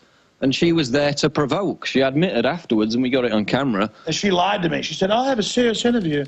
Sir, we'll get you info. Because I was like, well, hey, you've got a major lobbying scandal. We need to cover this. Of course, sir, please. You kept getting into the serious issues. She just completely ignored everything you were saying and said, oh, aren't you crazy? Isn't this just a conspiracy theory? We'll be back and get David Knight's take on that. A ton of news at Infowars.com on this breaking right now. We're going to have a third hour and a fourth hour today. Infowars.com/Bilderberg. We are the resistance. You are the resistance. By the way, when we covered Bilderberg with Justin TV and Ustream, back in 2011, we had 3.5 million viewers on Justin alone over 3 days. Last year, we only had about 1 million viewers total on those channels after that. So the channel like has like 7 million views or something. We Ustream one, or maybe it's the Justin. Plus, we got a bunch of channels. Just from an hour and a half ago where we did a live stream, we were looking at the numbers during the break. What was it, 66,000? 67,000 people watched one video we did live after the numbers, you know, finally registered. 67,000, just randomly we upload something. Again, that's the future. And I don't know what the establishment's going to do. Paul, how do you see this? And I want to get McAdoo in here briefly before we come back and have David Knight and Jakari Jackson. Then we're going to get a train. We'll be on the fourth hour of Overdrive. And, of course, tomorrow we're going to be able to cut with live Ustream feeds on the radio while we're there. David and others will be watching, and the crew will be watching. We'll be able to cut like we did last year in Virginia. What is the establishment media where it's all going to be edited, it's all got to be controlled, it's all going to be spun, you know, provoke somebody, get a soundbite? What are they going to do as they lose their power, Paul Watson? They're going to become increasingly irrelevant, and a good example is The Times did an article a few days ago by a guy called David Aronowitz, which said that Bilderberg was just a rich person's plaything. It had no influence whatsoever. The Times has lost 90% of its online readership because of people like that. And that's what's going to happen to the mainstream media. That's what's going to happen to the BBC. If you mess around and you send little idiots who follow their instructions to try and make us look stupid, which was the job of that BBC reporter, whenever somebody said something important, they were talking about the lobbying scandal, etc., they actually moved the microphone down to prevent them from being heard. And then they were talking to other people about issues of no significance. They were more interested in that. Oh, yeah, they were told what not to cover. And here's the deal. It's not that we're good. I have a low view of myself. It's that they are slitting their own throats, Paul. Well, precisely, because their viewership keeps going down and ours keeps going up. But I think we've had, I mean, the coverage so far, before it's even started, has been massive. I think it's, you know, it's the biggest ever in terms of Bilderberg. So we are making some progress, and a lot of the articles that came out, such as the one in the Telegraph, you know, you've had Daily Mail. Drudge with the Drudge love. Drudge Plum, yeah. And, you know, they're giving it the seriousness that it deserves, the likes of the Telegraph, who came out about, you know, the taxpayers funding the security. But then the BBC turns up and says, isn't this just all a conspiracy theory, like we're imagining it? We have video of it. We're going to upload it. She goes like 8 times. Isn't it not real? It doesn't exist. It's a conspiracy. And I was like, why'd you do that? She goes, I'm trying to provoke you. That was the word, provoke. And she said, oh, isn't it just people meeting in private for a chat and a game of golf? No, they're violating their own House of Commons ministerial code under the Code of Conduct. They're clearly violating it by not declaring private interest. They're being arrested right now for stuff like this. Precisely. And I mean, you know, Bill Gates is going to be there. You've got Peter Sutherland. You've got people involved in the LIBOR scandal, people involved in HSBC drug money laundering. Fixing interest rates low for them and high for us. But the thing is, Alex, it was the BBC in 1955 that got the documents which showed that Bilderberg planned the single currency, the euro, 40 years before it came into effect. Yeah, they know that, but it has no power and doesn't exist. And she knew absolutely nothing. She'd obviously done no research. She was told, go out there, make people look stupid, get the footage, come back, we'll edit it. All right, here you can see Richard Reeves and the rest of the crews. You can see there's Richard Reeves right there. That's actually Mrs. Watson, and then you've got I'm joking. That's Lee Ann McAdoo, and you've got Stevie Watson right there, the Stevie Wonder of England, and you've got Richard Milhouse Reeves right there. I'm going to come back and put bookends on this with the illustrious David Knight doing a great job, because I've been listening to the show via the free iPhone app. David, you're doing a great job. Follow us and spread the word about Twitter at Infowars online. They're at twitter.com/Real Alex Jones. Spread the word about Infowars.com/Bilderberg. We're going to come back, put bookends on this, let David Knight and Jakari take over with all the other scandals where they're having Environmental Protection Agency go after conservative companies. Cal-Ben Soap Company can see. And that is the great Stevie Ray Vaughan and Jimmy Vaughan, my good buddy. Bringing us back in. You know, I heard right after Jimmy had a heart attack a few months ago that it had happened, and I was so glad that he survived and is doing so good. And it was great hanging out with him just a few days before I came here. He and his great wife, Robin. I want to say hi to them and other listeners of the broadcast every day. And just great people who are counting on us to do a good job while we're here in Albion, Britannia. Now UK, formerly the UK, now under EU domination. And by the way, we've got some of the Godfrey Bloom and some of the other UKIP people are coming down tomorrow. We've been playing phone tag with Nigel Farage, kind of the Ron Paul of Europe. So that's some of the news that we're going to be covering. If you go to Infowars.com, you can see Bilderberg member Queen Beatrix of the Netherlands on the front page. Again, that's Infowars.com. Please, if you can't be here to demonstrate or can't be here as alternative press to cover things, because it really kicks off tomorrow, the fireworks have just started, please Twitter and Facebook everything that we're covering. I wanted to get David Knight's take before I punch out for the rest of the hour and get into London to go into the 4th hour. I wanted to get your take on just the fact that you've got British members of Parliament outside of UKIP going public, German members of Parliament, EU members of Parliament saying, I've been to Bilderberg, it's wrong, it is bad, we are setting policy, it is illegal, because of conscience and maybe subconscious fear, because you've got a big scandal or people that are involved in secret criminal lobbying going to jail. The awakening that there is corruption, that we have to watch the government, that kind of common sense Americana, what the founding fathers talked about, common sense that came out of the Magna Carta 800 years ago, 1215, it is back. I don't mean 1215 in the morning, folks, the year 1215.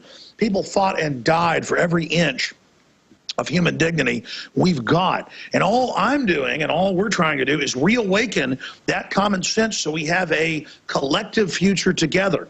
By empowering the individual, you empower the collective. You empower the collective against the individual, you destroy humanity. Humanity is the individual, and I love humanity. I'm a fan of humanity. You know, the devil says that in Devil's Advocate. The truth is the devil hates humankind. God is a fan of man. And so I wanted to get David Knight's take on that. I mean, I'm not hyping this. This is devastating that the police and MI5 are coming to us saying Bilderberg may do a press conference. They're freaked out. And I'd already heard that from senator connections and media moguls.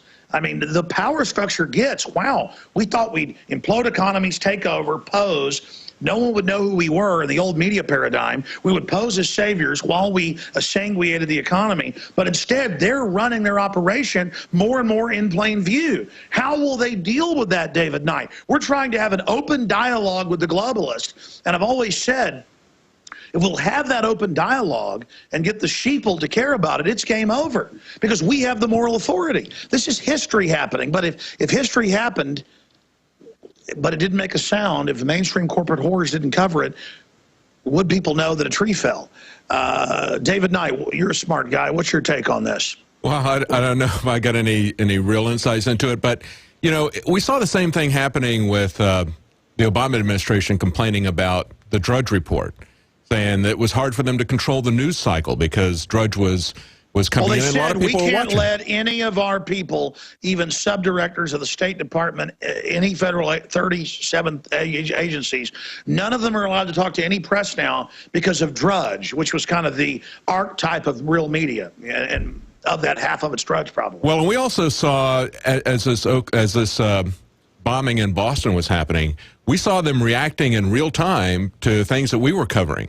We were pointing out things and discrepancies in their story, showing other pictures. They were reacting to it in real time using CNN. They had a huge drill with double agents. Yeah. And whether they actually did it or not, it was a government operation. Absolutely. And as we were pointing out stuff, killing the FBI agents and killing the witnesses' friends. We said that would come next. I mean, they did that. That's a false flag, folks. We caught them. Of course, we can't say off record what we know. In fact, I need to talk to Chris about that. We are in contact. Obviously, you know, the family are listeners. And what I think happened is, off record, we're talking to their lawyers and everybody. And again, that's off record, but I can say we're talking to them. And I'm talking to some high-level government people as well who realize now what happened. I shouldn't even be getting into this yet, but I'm allowed to say some of it. For those that don't know, it turns out the brothers were basically listeners that thought it was a big joke and that thought that they'd be recruited by globalist-run al-Qaeda to set up the New World Order. But just like Lee Harvey Oswald didn't want to be part of that, or McVeigh didn't want to blow up the federal building, so they set him up as the patsy. You don't infiltrate these guys and not have them set you up, but that's an issue that's coming. It's so dangerous. I'm reporting it now because the government actually knows about it. But the family, the living brother, all of them are listeners and want to talk and say that they were set up. So, sorry, go ahead, David. Well, what you're saying is the reaction to what we're covering. So people are following this stuff. They're getting the news. The news cycle is getting shorter. We first saw, when we started reporting a year ago about the massive purchases of ammunition from DHS, it took them a while to start responding. But they eventually started responding, and we saw pushback from the AP. And now the AP itself is getting stuff pushed against them by the Obama administration. They're investigating the AP and letting them know that they're looking at them, because we all know that they're watching the AP. They're watching everybody. They're recording everybody's phone conversations. So when they come into the AP and they tell them, we've subpoenaed these records of these reporters over this period of time, that's nothing but intimidation. And then we see, just within the last couple of days, we see the AP going in and actually now doing an investigation of this government that we've been told for such a long time by the mainstream media would never consider doing anything illegal or duplicitous. And see, that's what the founders talked about. They said, bad people will always get into positions of power. How do you block them? Separation of powers. 3 branches of government, 2 branches of Congress, the media, the 5th of state, all pushing each other. And so intimidating the media has now had the opposite effect. It's made them mad where they're now fighting back. And that's what I'm saying, folks. There's always that emergence point where the tyranny comes out of the ocean. The submarine comes up. It's denied that it's there. Now it's there. Now we can have a real debate. We're going to break in a moment. I'm going to throw it to you and Jakari until about 20 after next hour. Then we should be down there by Big Ben and all that to do a live transmission with you. But I wanted to bring Lee Ann McAdoo in, doing a great job. Been with us about 3 months, but doing a great job. Get in there on the mic, Lee Ann, and tell folks your take on what you saw today. The awake listeners on the train, the road, but then also down there with the police. Well, I just think it was so interesting to see how they're kind of corralling the press. So Bilderberg, they are coming out into the public, but they're doing it on their own terms. And the BBC reporter provocateur, she was just infuriating, but I did actually tweet out a video. You can go to it's at Infowars Reports. I tweeted a video. Also, the Ustream channel is Alex Jones Live, if you want to watch us here. And that's all listed at Infowars.com/Bilderberg. Exactly. So I tweeted up this video where I caught the BBC reporter going up to, the quintessential, sort of crazy looking person with the real long hair and sort of meek looking. And she's like, do you mind if I get you on report on here? And he's like, oh, okay. And I called her out and I said, this is the BBC. They're going after the person who's going to make us look the craziest, make us look like we're paranoid. This is a real report here. And she just looked at me like, oh, and she walked away from him. And Did you see where she said, I'm trying to provoke you? Oh, yeah. She just had this awful smirk on her face. It's all about manipulating. As soon as you said, I'm crazy like a fox, she was like, well, I think we've got what we need here, Ma. And then walked off. It was awful. She tried over and over again to make me mad. Yes. And lied to get us back to town to say it was a serious interview. Exactly. She knew what she was going there for. They got their sound bites. But honestly, I think she just wanted the ratings that Piers Morgan got when he had you on the show. And maybe I should have played the fool, because that only makes people wake up that much more. Nothing they do works. They're a failure. They've sold out against humanity.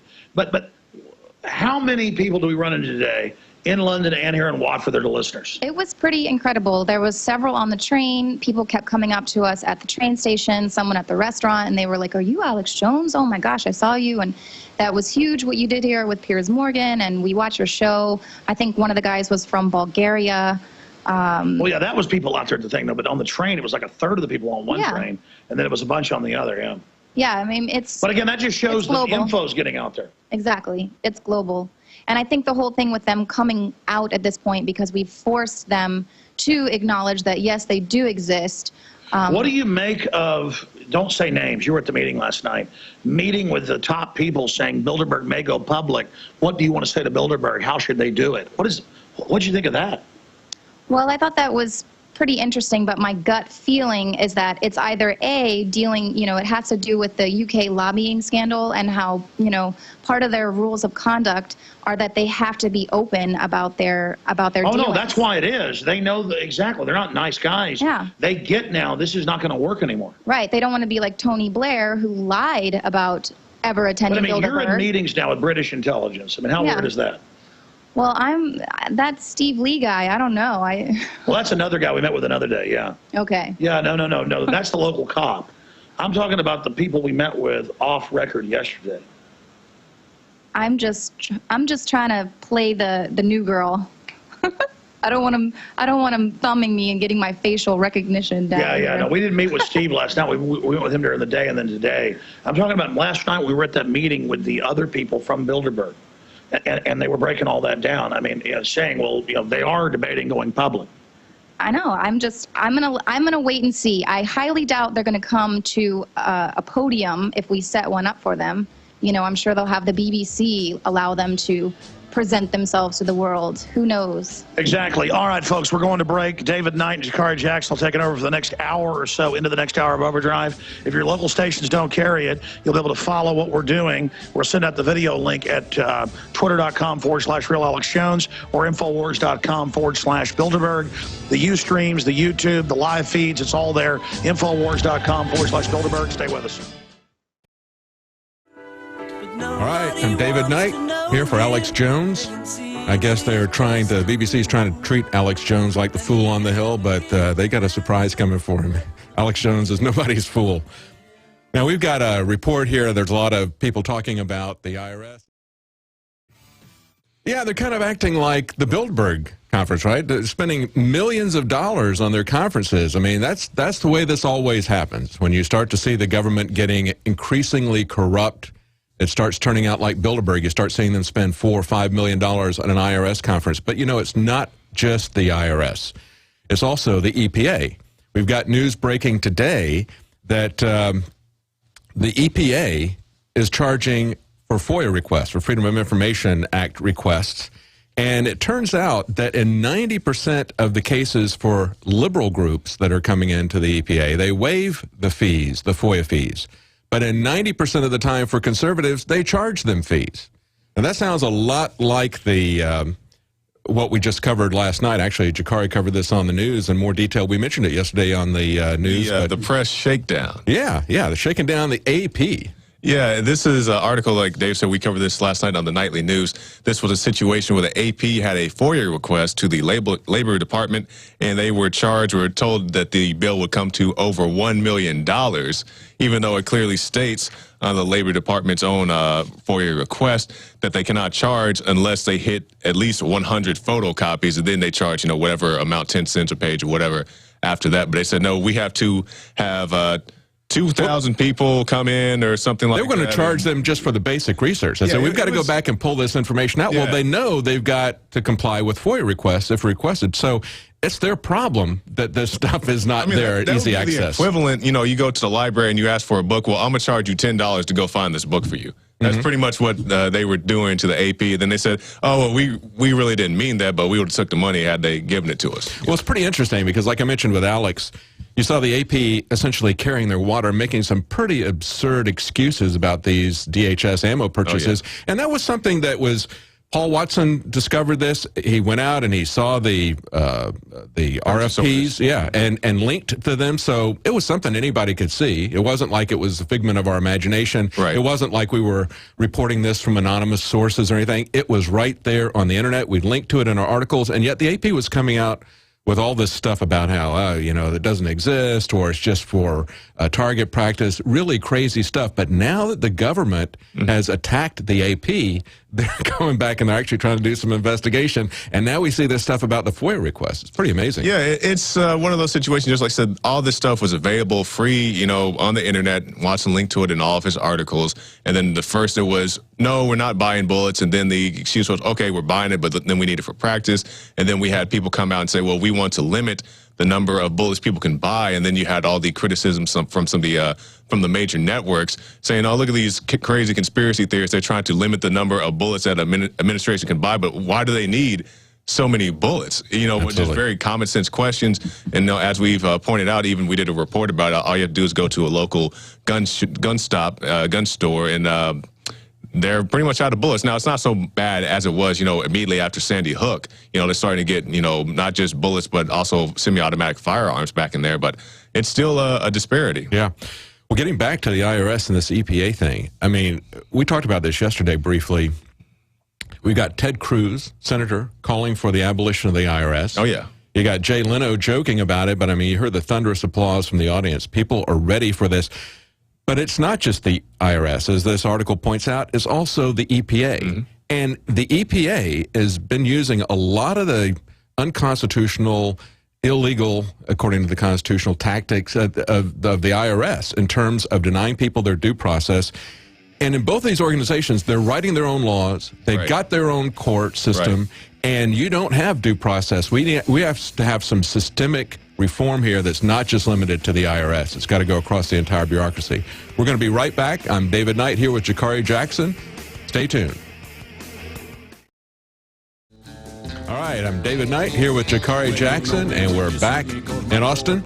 Alex is going to be joining us in the next hour in Overdrive in London. He's going to do a special report going up to Westminster and Big Ben area. I guess they're going to be talking about the amazing parallels between the lobbying scandal that's happening, that's breaking right now in the UK, people crying out for more transparency, more accountability, more openness in government, and at the same time, they've got one of the most closed, secretive, elitist organizations meeting right now in the UK, and they've got both the Chancellor of the Exchequer and the shadow chancellor of the exchequer attending, as well as several members of parliament. What do you think about that, Jakari? About this transparency, we are under a current administration here in this country that promised to be one of the most transparent in the history of the United States presidency, and they are the most restrictive, censoring, or at least under their administration, journalists have been gone after, even though we saw that nice rhetoric-filled speech from Obama saying, no, I don't want any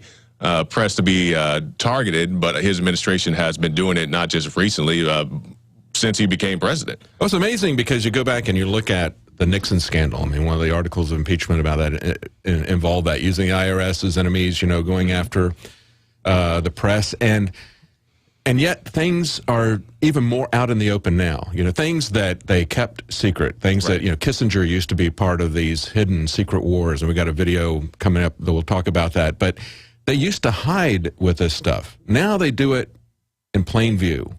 And they do it to a much greater extent than they even did when it was secret. So we've got to get to the point where we get some accountability from government. We got to get government under control. It is totally out of control. And I think even with this AP scandal that's breaking, even the press, which has been an ally of Obama's because of this left-right paradigm, even they're starting to feel the corruption. Oh, yeah, because before it's like they came for the Jews. I did nothing because I wasn't a Jew, and now they're coming after them. Yeah, they're coming after these these Obama-friendly organizations and agencies, and now they're saying, well, hey, let's not do all this. How about you don't read our emails and charge us outrageous fees to get FOIA documents and so on and so forth.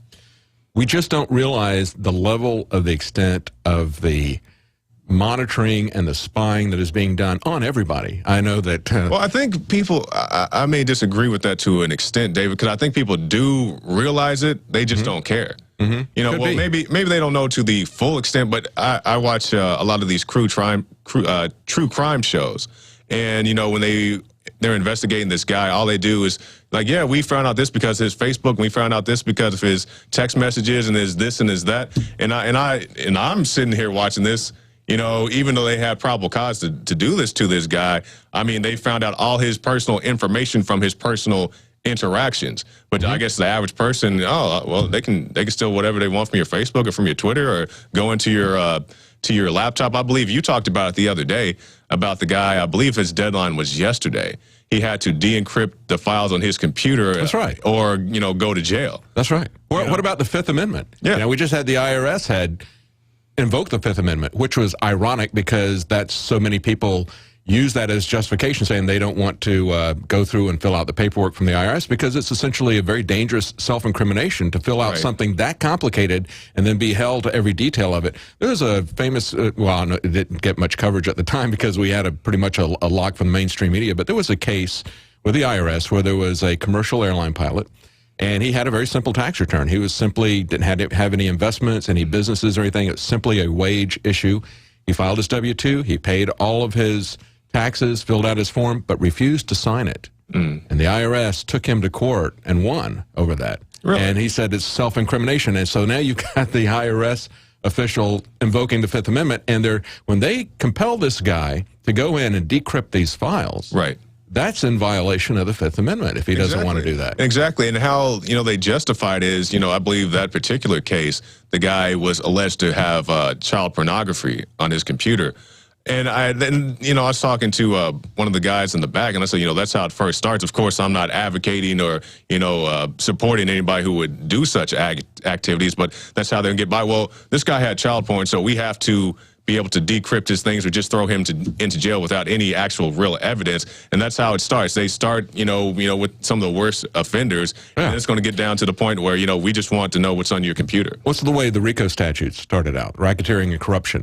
They went after the mafia first. They said, we can't get convictions against the mafia because they've got too much money and they can hire too good of lawyers. So what we're going to do is, when we accuse somebody of RICO, when we invoke that as a special incantation, that means that prior to conviction, we can go in and confiscate all their financial aspects. Well, fine, okay? People said, they're going after the mafia, and we know these guys are mafia, so we want them to get legal convictions and take shortcuts. Well, it wasn't just a couple of years. They started going after pro-life demonstrators at abortion clinics, invoking the RICO statute. Yeah. So you got people like Randy Alcorn, who they won against him. They got everything from him, got a judgment against him. He's a best-selling Christian author, sells millions of copies of fictional books as well as other books that he writes. And he refused. They got a judgment. Planned Parenthood got a judgment. He lives on the minimum amount of money that the bankruptcy court would allow him to do, and gives away all the profits to these books because he's not going to give a cent to Planned Parenthood. Yeah. The point being that when you got something like the RICO statute, or you've got these other things where you can always find somebody who's really horrible and say, because we got this horrible person, we want to get them, we are going to now suspend the rule of law, we're going to change all the rules. Well, they're going to change all the rules for everybody, not just for that heinous crime or that heinous criminal. And this is kind of a nerdly example. You know, Alex makes all these Star Wars analogies. I'm a comic book guy. And what you're talking about, these RICO statutes and all these other things, if you watch, I believe it was the last two Batman movies, the one with the Joker, the one with Bane, the one with the Joker, they enacted the RICO statutes to throw all these mobsters into jail. And then in part 3 with Bane, you know, where they have the guy questioning Commissioner Gordon, you know, who's Batman's right-hand man. He said, you stood by and let all this happen. You threw all these guys into jail without any, you know, real probable cause or evidence that they had even committed any crimes. You know, and he said, yeah, your hands are just as dirty as, you know, Joker's or whoever else's. That's right. We have to understand that these guarantees are there to protect innocent people. Criminals, you know, so many times people have said it's better to let you know, a criminal go free than it is to punish innocent people. Right. I agree with that assessment. And I think that if we lose our protection of due process, we basically turn the government into criminals, and that's the really dangerous thing. And we saw this recently with the Boston bombing thing. You know, I remember the bombing had happened, and then you just over the weekend, you know, I was, you know, at a restaurant or whatever watching some of the other news networks, and they're saying, yeah, they didn't read these guys their probably their Miranda rights. Their Miranda rights, and you know, we didn't have to give them that because of the circumstances, and you know, we don't have to do that if we feel this person's guilty. You know, we're just going to railroad them without giving them their due process. Just announce that. Just announce that they're going to do it. And what we saw with the Boston Marathon bombing, you saw the press jump in with both feet. Oh, yeah. And no matter how ridiculous, how absurd, how many holes there were in the government story, and no matter how frequently they changed it. I mean, it's just like what Issa said about Eric Holder. He said, you know, they're lying to us and they're constantly changing the story. I mean, they can't even pick a lie and stick to it. Same thing was happening there. No matter how ridiculous it was, the press fell in line, talked about that, and convicted him in the court of public opinion. You don't need that section of the NDAA that denies us our due process when you've got a compliant press and a government that works together to convict people in public opinion without ever having a trial or without ever having any discovery of any evidence. And that always happens. And just thinking about that, when the younger brother, you know, he had injured his throat. I don't say, well, he injured it, but, you know, he gets out the boat, you know, he looks fine. And then, you know, 10 minutes later, he's bleeding from the throat and he can't talk in the hospital, you know, and it was quietly kind of swept on the rug. It was reported, but quietly so that, oh, yeah, he was not injured when he came out of the boat. Like, well, how did he get injured? You know, it's just stuff like that. Oh, yeah. Yeah, it's very suspicious what happened to this guy down in Florida who was shot so many times, once in the back of the head. I mean, it's just it's just amazing when you see that. Well, talking about corruption, we're coming up to a break here, but let's see, do we have time for that? Yeah, we've got time for that report. Let's play this report, give people a little bit of a background about Kissinger, because you know this stuff that's going on that went on in South America under his leadership and connection. It was denied at the time. Subsequently, later documents came out that showed that he was very heavily involved. These documents are declassified. But the American people don't know very much about what happened in South America under Operation Condor. So let's talk a little bit about that, and let's talk a little bit about David Rockefeller. And we've got that report ready to run, guys? Okay, let's go to that right now. Frequent Bilderberg attendee Henry Kissinger has been in the news a lot lately. He was given the Intrepid Freedom Award by David Petraeus for his distinguished career defending the values of freedom and democracy. To present the 2013 Intrepid Award to my friend and my hero, the Honorable Henry A. Kissinger. Petraeus should be more careful about who he kisses and who he kisses up to. Defending the values of freedom and democracy, Henry Kissinger? Apart from the secret bombing of Cambodia and allegations of other Vietnam War crimes, Kissinger was intimately involved with Operation Condor, a CIA campaign of terrorist operations and assassinations conducted in the 70s in South America. They put me in the back of the truck.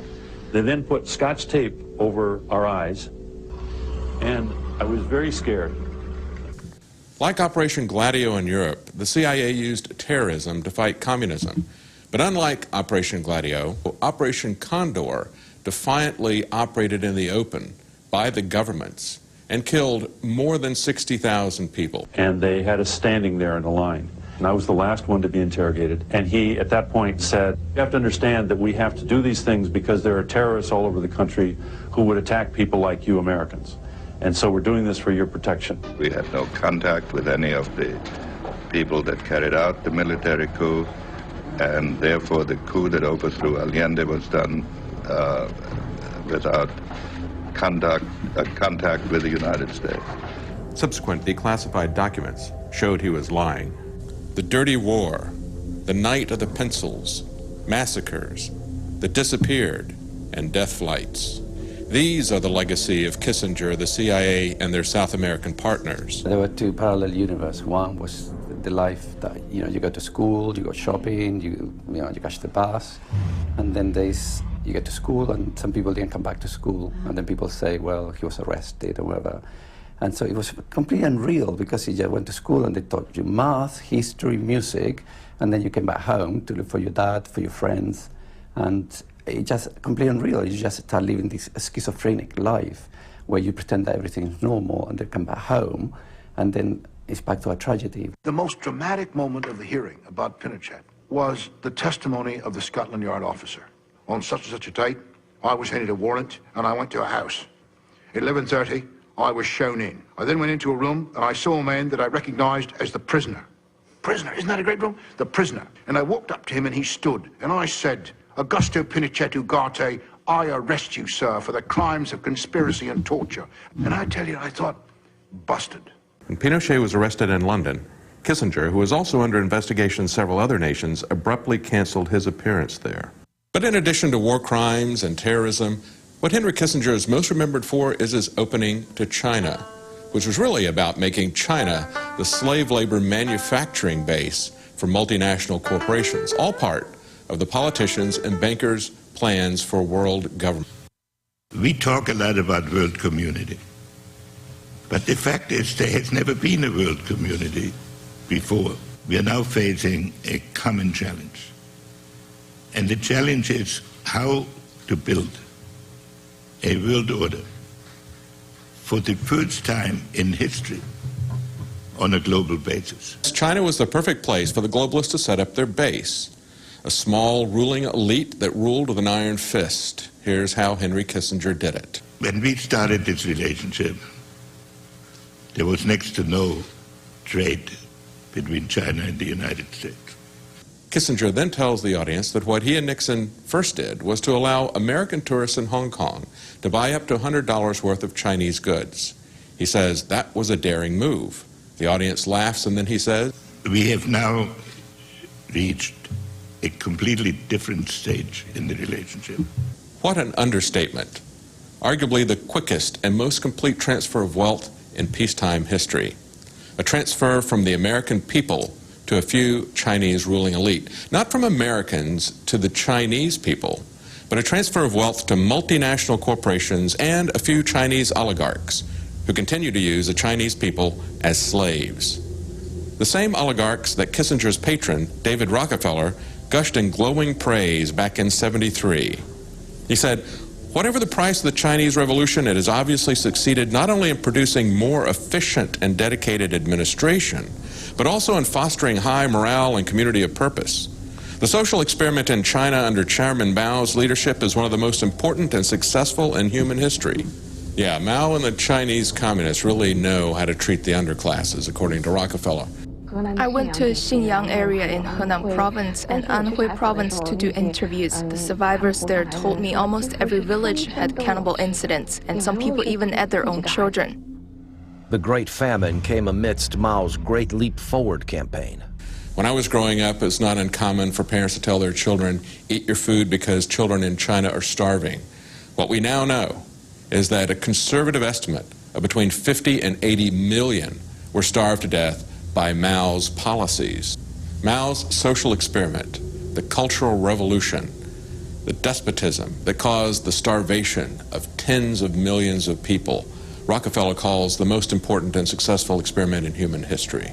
Kissinger and Rockefeller have exhibited contempt for both the rule of law and for human life throughout their lives. They and other globalists haven't just stolen American wealth. They've used the EU and the euro to create financial crisis in Europe, impoverishing Europeans and destroying national sovereignty throughout Europe. Just 3 days before the 2013 Bilderberg meeting, over 3,000 demonstrators protested the European Central Bank in Frankfurt. We now see the fruit of decades of secretive meetings being held by the Bilderberg Group with the leadership of Kissinger and Rockefeller. For 2 days, protesters have been protesting the fruits of Bilderberg past. Will they now cross the channel and protest Bilderberg in London as the banksters, puppet politicians, and Google plot their next steps? Bilderberg's role in creating European and international banking crises has to be exposed. And people need to ask why politicians and bankers are meeting in such closely guarded secrecy. The mainstream media's owners are there, but not the reporters. Infowars will be there, and we'll be reporting at infowars.com/B for all the latest updates and information. That was a great report, David. Well, thank you. So what do you think? You think some of these people from Blockupy in Frankfurt might show up in Watford, England? They may. They just may. And I was very impressed with that report because a lot of people, they say, what's the big deal about all these guys getting together? And I believe that's, just one example of the type of people that are meeting there at the conference. We'll be right back with more information about Bilderberg. Stay tuned. All right, I'm David Knight here with Jakari Jackson, and we're back. We've got a little bit of, what's that, music from the Outer Limits, I think. We are on the outer limits of reality, aren't we? We're covering the Bilderberg meeting in London, England, and Alex is there live with crew, with reporters. He's going to be back at the bottom of the hour in overdrive, but right now I've got Jakari Jackson in here with me, and we want to thank our sponsors and point out a couple of deals that we got going. We've got, of course, Infowars.com/B for full coverage about Bilderberg.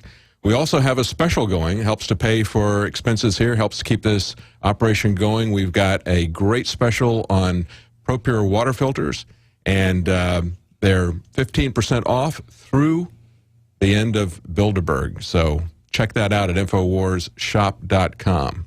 And also we have this, David, the Infidel body armor, and I can tell you this feels pretty legit to me. I haven't torture tested it, but it definitely feels pretty strong. InfidelBodyArmor.com. It stops hundreds of rounds from AK-47s. Yeah, they have torture tested 306s. I'd definitely like to see that myself. You can call 1-888-608-6605. That's 1-888-608-6605. And also one more thing, the Infowars magazine. The current issue is about Bilderberg. You can see it right there. And also right there, you can see that weird skeleton thing that they have in their backyard out there. What happened to having garden gnomes and so on? They got this weird thing crawling around out there. Alex might be lucky that they actually threw him out of the restaurant. I would wonder about eating at a place that has a statue like that out front, Yeah, that would definitely concern me. But, yeah, I guess that's the kind of transhumanist things that they're into at Bilderberg. Yeah, that's pretty creepy.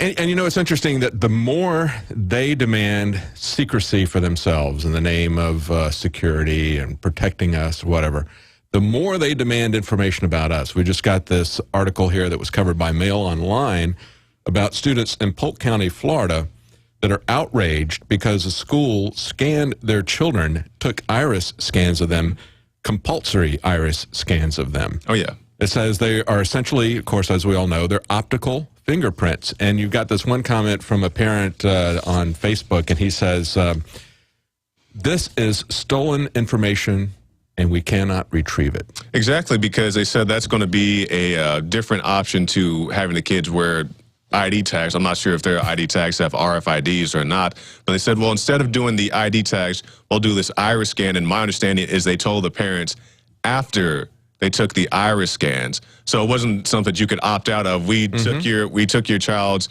iris scan, and now we'll tell you about it. And they said they suspended the program after enough parents complained, but they still have the information. Well, it's interesting. The company has the information.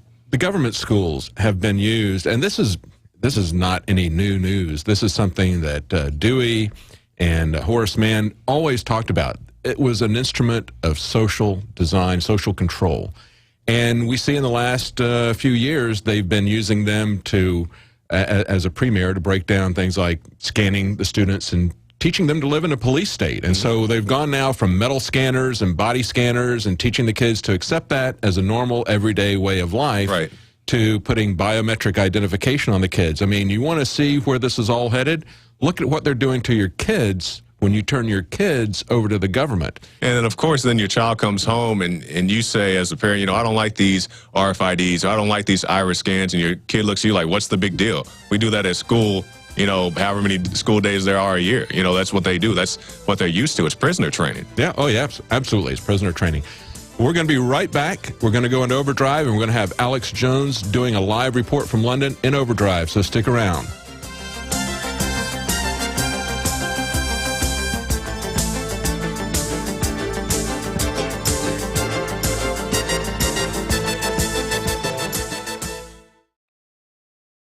Welcome back to the Infowars Alex Jones Show.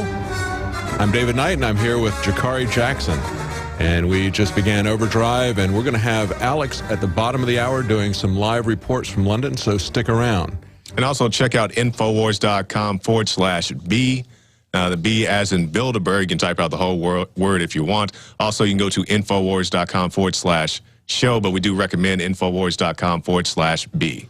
And one of the things we haven't been mentioning is we do have a Twitter hashtag, #Bilderberg. So if you want to comment on that Bilderberg page, there's actually a live feed of what people are tweeting about Bilderberg. So if you want to comment, if you want to redirect people to articles there, it'll show up in that on that page. So you can follow the conversation there if you look at #Bilderberg. Well, Jakari, Kathleen Sebelius has been in the news quite a bit lately. Yeah, she's I know her. just in the last couple of days, she's had several things break on her. She's been at the center of, we talked about this earlier, these fake email accounts that they're setting up, and that involved her department. And then she's also, it's broken that she was asking companies to support the health care law, putting pressure on them for that. And now we've got this situation here with her and this controversy about this little girl trying to get a transplant and her not waiving the rules for that. Yeah, and my understanding about that was the family of the child wrote a very personal letter. I believe they actually wrote, "I beg you," or "We're begging you to help us, get past these rules and regulations." And I believe Ms. Sebelius, her comment was that, we have other children in that same hospital that are, just as critical condition. It's a tricky thing, Yeah. It's definitely a tricky thing. I guess one of the things that made it news that really kind of got people's attention was kind of the cavalier way that Kathleen Sebelius replied to this. This is a little girl, and she's got 5 weeks to live, and she says, someone lives, someone dies. Yes, that was, the very controversial thing. Was it, that guy said, death is a part of life? Was it in the Benghazi hearings, or somebody said something along those lines? And the very cavalier, nonchalant aspect of these people. But it brings up, again, this death panel aspect and the idea that we don't have decisions about even healthcare treatment, that's being taken away from us. And, of course, Kathleen Sebelius, exactly. That cuts to the core of so many of the, of course, there's so many different aspects of Obamacare. I mean, one of it is the coercive aspect of it. Another one is just the practical aspect of it. We see that the British healthcare system is imploding under government control. And we've seen that happen over and over again. And so people are concerned just about that aspect of it.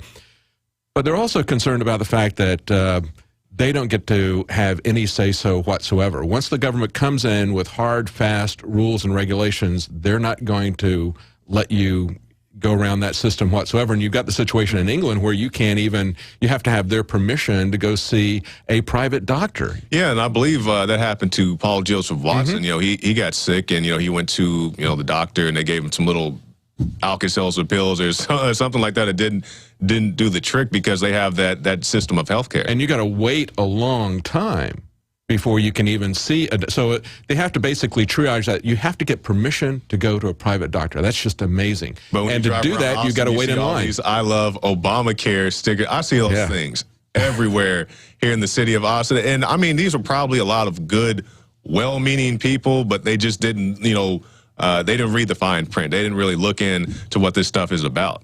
Well, it's just the coercive nature of it and the rigid nature of it. And this case right here, regardless of this transplant issue, I mean, just this authoritarian, we're going to decide everything about your health care. Right. That's what really scares a lot of people.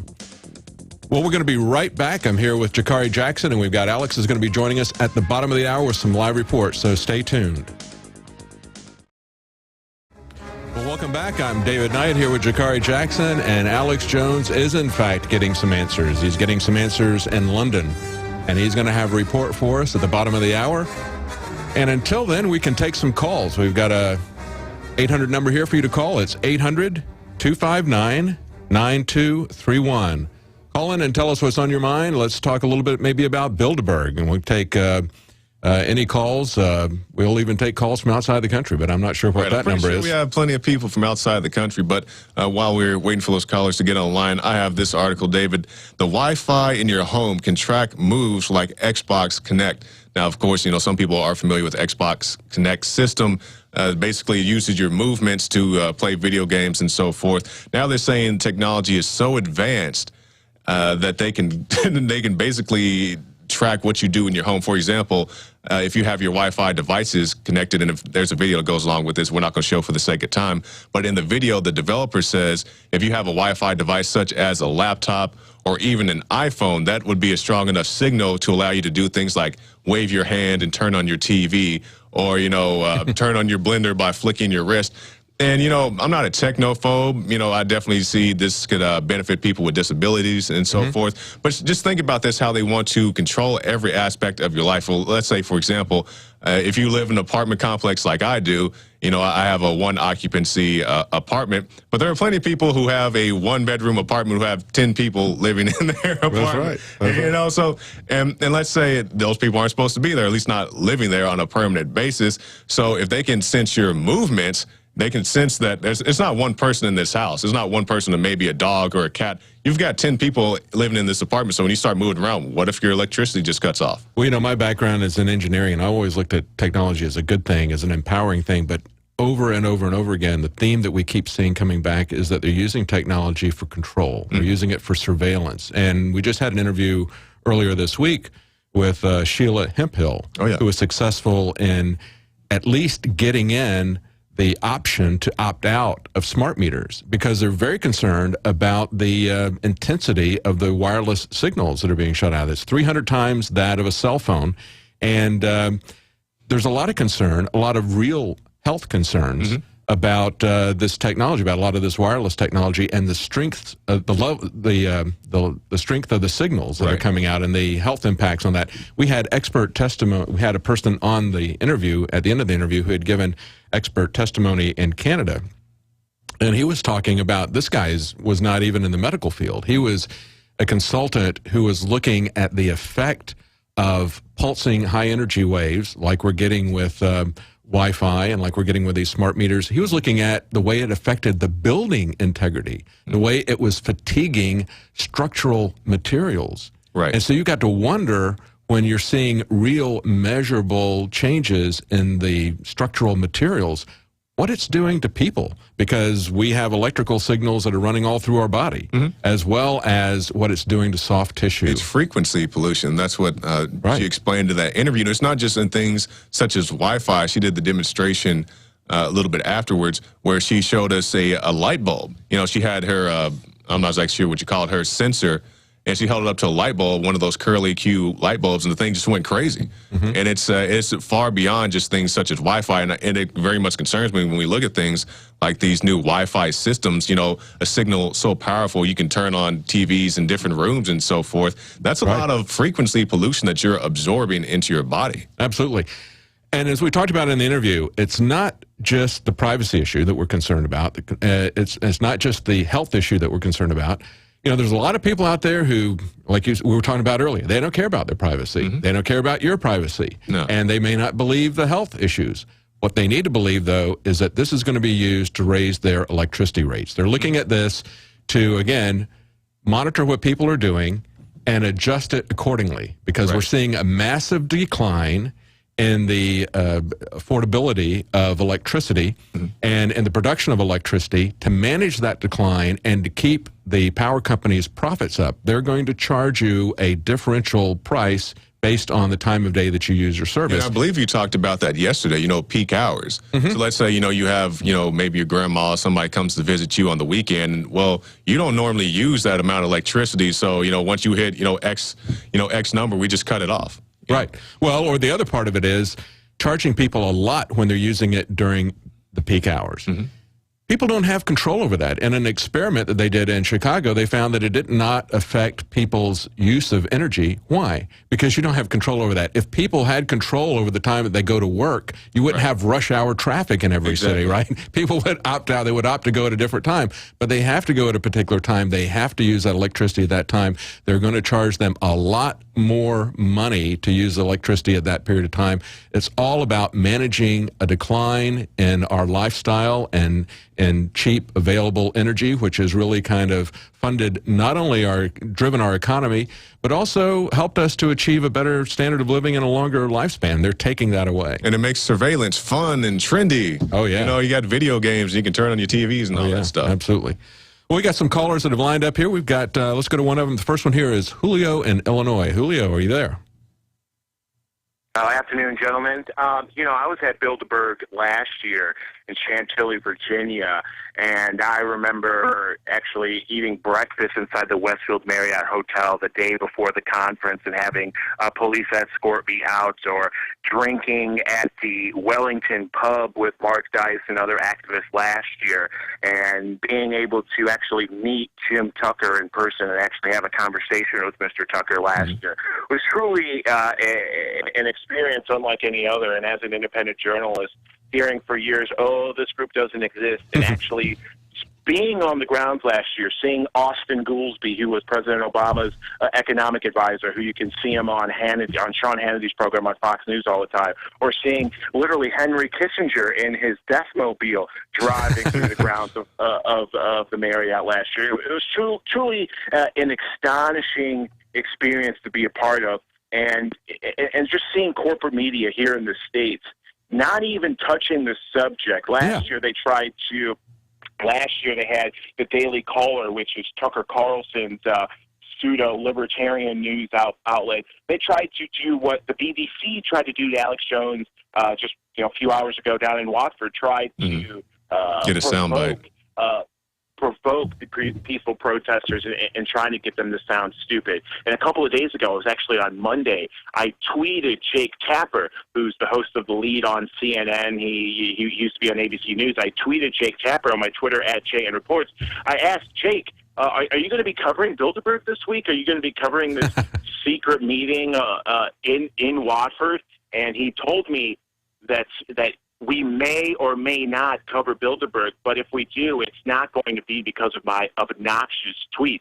And I guess obnoxious tweets now is asking a question. Corporate media journalists whether or not they're going to cover a secret meeting. You know, you just type in Bilderberg onto any search engine's news tab, and you're seeing mainstream articles from the London Guardian, the Daily Mail, and so forth, but where's corporate media? You're not going to get any coverage. But I look at some of the people who are attending Bilderberg, and I heard Alex talk about maybe an hour and a half ago about Peter Thiel, who is one of the founders of Facebook, supposedly this libertarian man. PayPal. I've been doing my Yeah, I've been doing my fair share of research on Peter Thiel since last year. He's a part of the Bilderberg steering committee. And you don't become a member of the steering committee if you're not an evil person, if you haven't sold your soul. And one of his front groups is called Breakout Labs. Breakout Labs, Breakout Labs, breakoutlabs.org, I believe, is the website. And Peter Thiel is donating millions of dollars into the biotech world.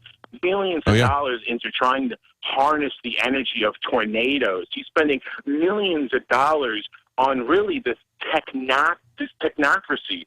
And, I think my cat Sud's seen a lot. And his if I'm not mistaken, I think Peter Thiel was at the transhumanist conference that Ray Kurzweil and all those guys had back in the back in the fall. So I mean, I think he's into this transhumanist movement as well. You know, the statue that we see out in front of Bilderberg.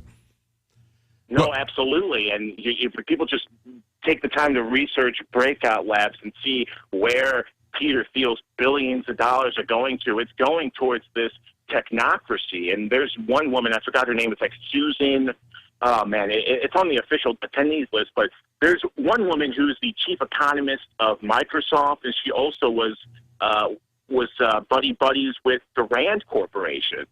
Well, I think what you're gonna see with Bilderberg is you've got these younger people, Jeff Bezos, perhaps, the Google influence that's coming in. They understand that they can't contain this as a secret anymore. They understand that it's making them look like a bunch of fools and liars because they've been liars about this, because it's such an obviously the secret is out in the open. You can and the use more they their ignore own it, tools to research Bilderberg. the more they ignore it, the more ridiculous they look, the more they lose credibility. So what they're going to do is they're going to try to spin this in a positive way. And we've already seen a lot more reports talking about this, how, Bilderberg came together and it was originally set up to try to make sure that we were going to have world peace. Well, we've had 60 years of continuous war since they got set up. Not doing a very good job. What's your, you said that you're an alternative media person. What's your contact information? People can follow me on Twitter at JNReports. Actually submitted genetically modified society into the Operation Paul Revere contest. Okay, great. And one last thing, I just looking at Bilderberg and looking at just how even just last year seeing almost 1,000 people outside the Westfields Marriott, and Lord willing, there's going to be a large number of people just outside of London this weekend. It's showing, and even Sidney Brzezinski admitted this a few weeks before I went to Bilderberg last year. He admitted that people are waking up to the New World Order. I've got to thanks for calling. I got to cut you off, but we're going to be back with some more calls right after this break. So stay tuned. Okay, the War of 1812, when they burned the White House down. We've got Alex in London right now, and he's not trying to burn anything down, but he's going to be bringing us some information as soon as we get him connected. He's going to be joining us about the bottom of the hour, but it depends on connections that we've got there. But I've got Jakari Jackson with me here, and we're covering the news, and we're taking your calls. We've got Daniel on the line from Canada. Daniel, are you there? Hi, good afternoon, sir. Nice talking to you both again. Hey, good talking to you. I just had two quick things to bring up, if you don't mind commenting on. The first thing is the surveillance grid, and you both are absolutely right. On WikiLeaks, I was just looking around, too. If you look at the left side of the column about the spy files, it shows literally in almost every different country, every agency that's monitoring every form of communication, like text messaging, phone calls, internet access, all that stuff. So, quick comment on that, if you don't mind. Yeah, it's really, well, what do you think, Jakari? I mean, they're looking at everything we're doing, and of course, we've got the Utah Data Center coming online. Yeah, not just there. I mean, these things are all over. Like I said, we've been to the one in San Antonio, and bringing up WikiLeaks, I don't want people to forget about the trial of Bradley Manning. That's right. I believe he's in his second day of trials, maybe the third. I was reading an article a little bit earlier how they had full press coverage, or at least the press area of the courtroom was full the first day, and the second day and the third day. Now there's hardly anybody covering that event. So I definitely want people to not forget about him and his situation of exposing some of those sensitive information. But yeah, I definitely would encourage anybody who was interested in that information, if you have friends and family who don't believe that there's anybody spying on you 24 hours a day, I definitely would direct them there to see what was going on. Well, you know, they're playing real hardball with any of the whistleblowers. We had last week Karen Hudes, who worked for about 20 years for the World Bank. Right. And as a lawyer there, she saw some corruption and she saw loans being made that didn't qualify. And when she spoke out about it, they came after her pretty hard. And the amazing thing is that even, you know, there were elements within the World Bank that wanted to expose the fraud and the misconduct that were there. But there's a heavy American presence. And it was really the American side that was trying to shut her up. And even after she got an invitation to come back and speak at the World Bank meeting, they had the U.S. Secret Service. Now, understand that the World Bank is a separate entity that the U.S. has maybe a 15% share in. And so you got the U.S. Secret Service saying she couldn't go, even though the World Bank people wanted to hear, they wanted to hear her whistleblowing exposure of the corruption that she saw. And it wasn't just her, it was several other people within the World Bank. The Secret Service said she couldn't. She is a lawyer, so she basically presented evidence to them and gave them the record saying that she was invited. When she showed up, they arrested her.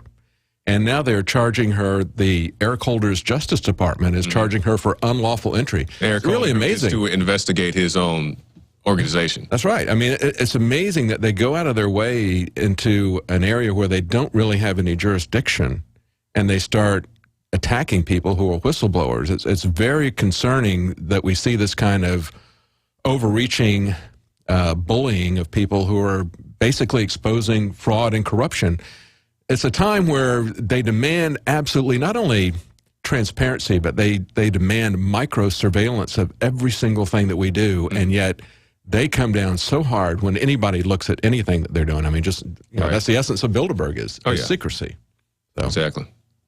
We have another caller on the line, Mike from Tennessee. Mike, are you there? Can you hear me? Yes. Mike.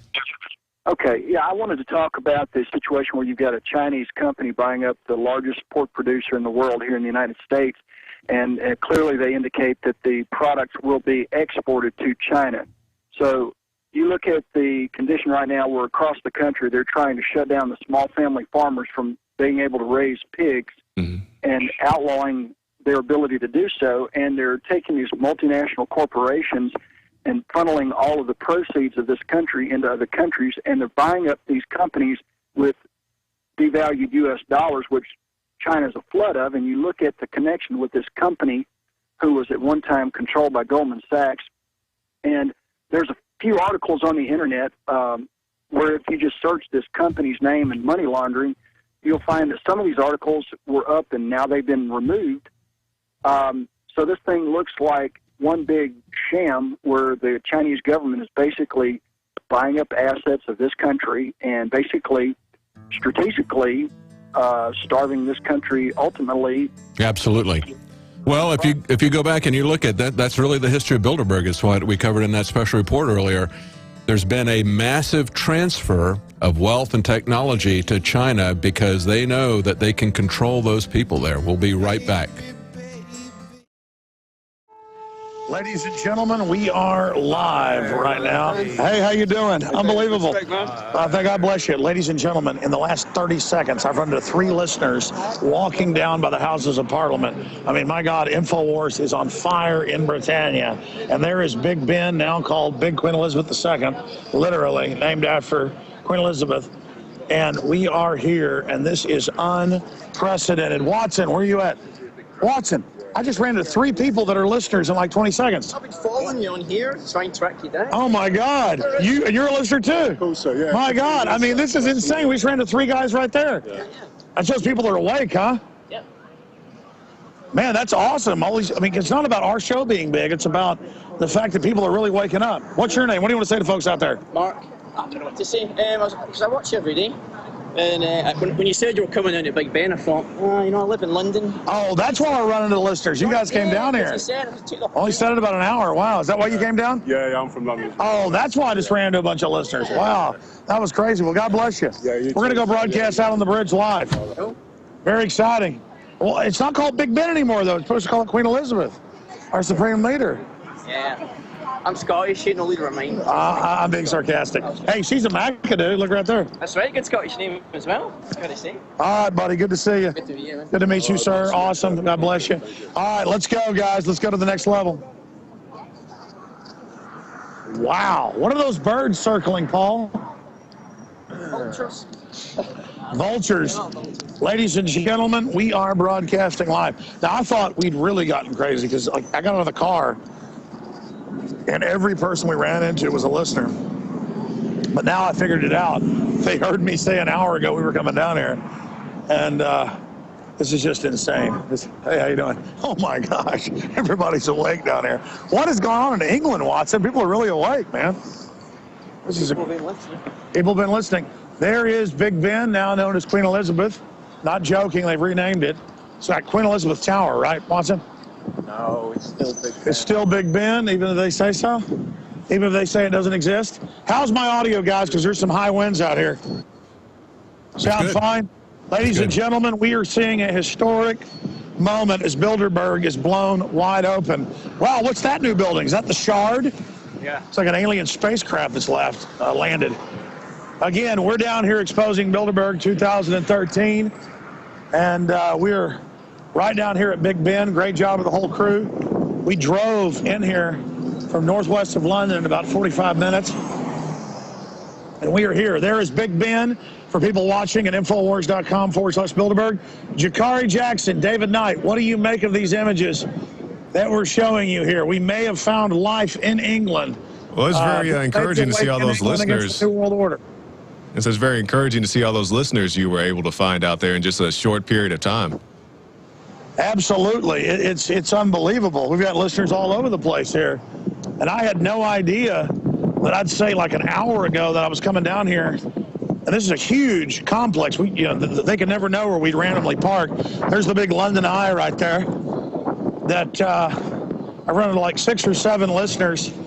And then other people walking by are waving and saying, we hate Piers Morgan.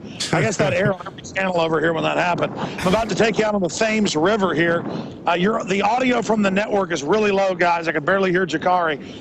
If you can boost it, thank you. The crew's amazing. Again, we're all just testing out new technologies out here. David Knight, what do you make of this? Hey, I saw it looked like you had the statue of Cromwell there on the side. I wonder, they must have put him on the opposite side of the Queen Elizabeth Tower. They did, actually. Yeah. Yeah, that's kind of a oil and water thing there, I guess. Cromwell doesn't go too good with royalty. No, he killed him, didn't he? Yeah. He took over for a while. He actually cut the head off of King Charles II, I think. I don't know, I had to brush up on my history a little bit. Yeah, a bunch of my ancestors were involved with Cromwell, and then they were the Pilgrims after that and moved to the U.S. Yeah. Well, looks great. Because I'm a Vatican assassin, I'm involved with Cromwell. Anyways, I just keep reporting on how awake people are. I think there's the Thames, folks. I think that's really the main issue here, is that people are so awake. What do you say, Jakari Jackson? Well, that's what I was going to ask you, David. Not David, sorry, Alex. Do you think it's because Bilderberg is in town, or maybe that's a question for Watson? Are people normally informed and awake? Jakari, I think it's a complex of a bunch of different issues, but people know they're being screwed. They know they're being lied to. They know that mainstream media is deceiving them, so they're looking for answers. And not many people are willing to get outside the box in the media, but there's massive numbers of people who aren't in media who are awake. And so that's what's happening right now, is humanity, it's on so many levels, is just ready for freedom. They're ready for reality. They're ready for the truth. And they're tired of being told there's no back rooms. There's no special interest. We're going to take hundreds of billions of dollars every few months from the U.S. and give it to private interests, but the details of that are secret. We're going to give tens of billions of pounds every month of UK money and give it to private interest. And then you find out it's not even public debt. It's money for them. People get it, that not only are these people robbing us, they're robbing us to make us poor, to politically control us. So, and you're right there. You're right there in front of the Parliament building, because it's not just Big Ben that's there, but that's the Westminster building right there. That's where Parliament meets. And that's where they're having this big lobbyist scandal that's happening right now, where they're talking about transparency and accountability, and at the same time, just up the road at Bilderberg, they've got just the opposite of transparency and accountability on a massive level. Well, that's right. And this is about reawakening of the fact that there are special interests that want to try to control our lives. And so that's what this is about. But we've got British members of parliament, German members of their Bundestag coming out who've been Bilderberg attendees, and they're saying it's wrong and it's evil. So they've gone from it doesn't exist to now it exists, but don't worry about it. I know I've said that 100 times. This is a big deal right now, that people all over the world are discovering that they can't just be trusting lemmings. And once we're not trusting lemmings anymore, now we begin to study how the world really works. We start playing the real game of life. They want us playing fake video games, watching movies, being obsessed with Hollywood crap, while the real world is actually going on all around us. And Paul Watson here today, what is your take on the different things that are unfolding here as we're here by the Parliament, while we have this huge scandal going on because of lobbying with members of Parliament having to step down, but then the real lobbying's going on at Bilderberg? Well, I mean, you've got 140 of the world's most influential people meeting at Bilderberg. You've got them all involved in lobbying. You've got people involved in the LIBOR scandal, the HSBC shipping, laundering drug money. You've got people involved in the subprime mortgage collapse, all visiting Bilderberg.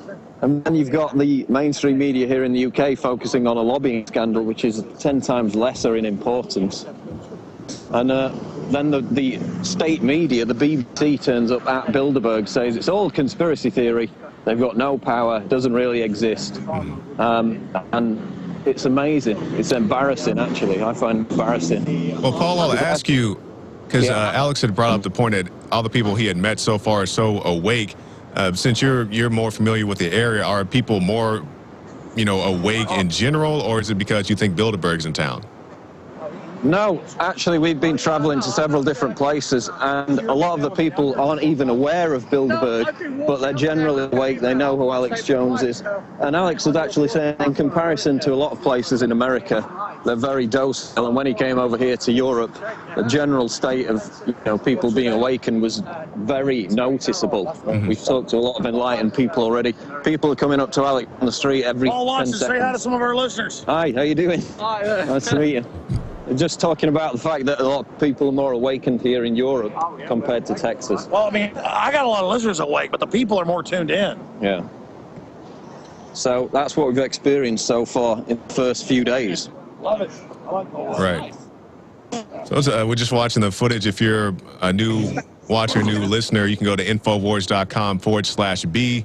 Also, Infowars.com/listen.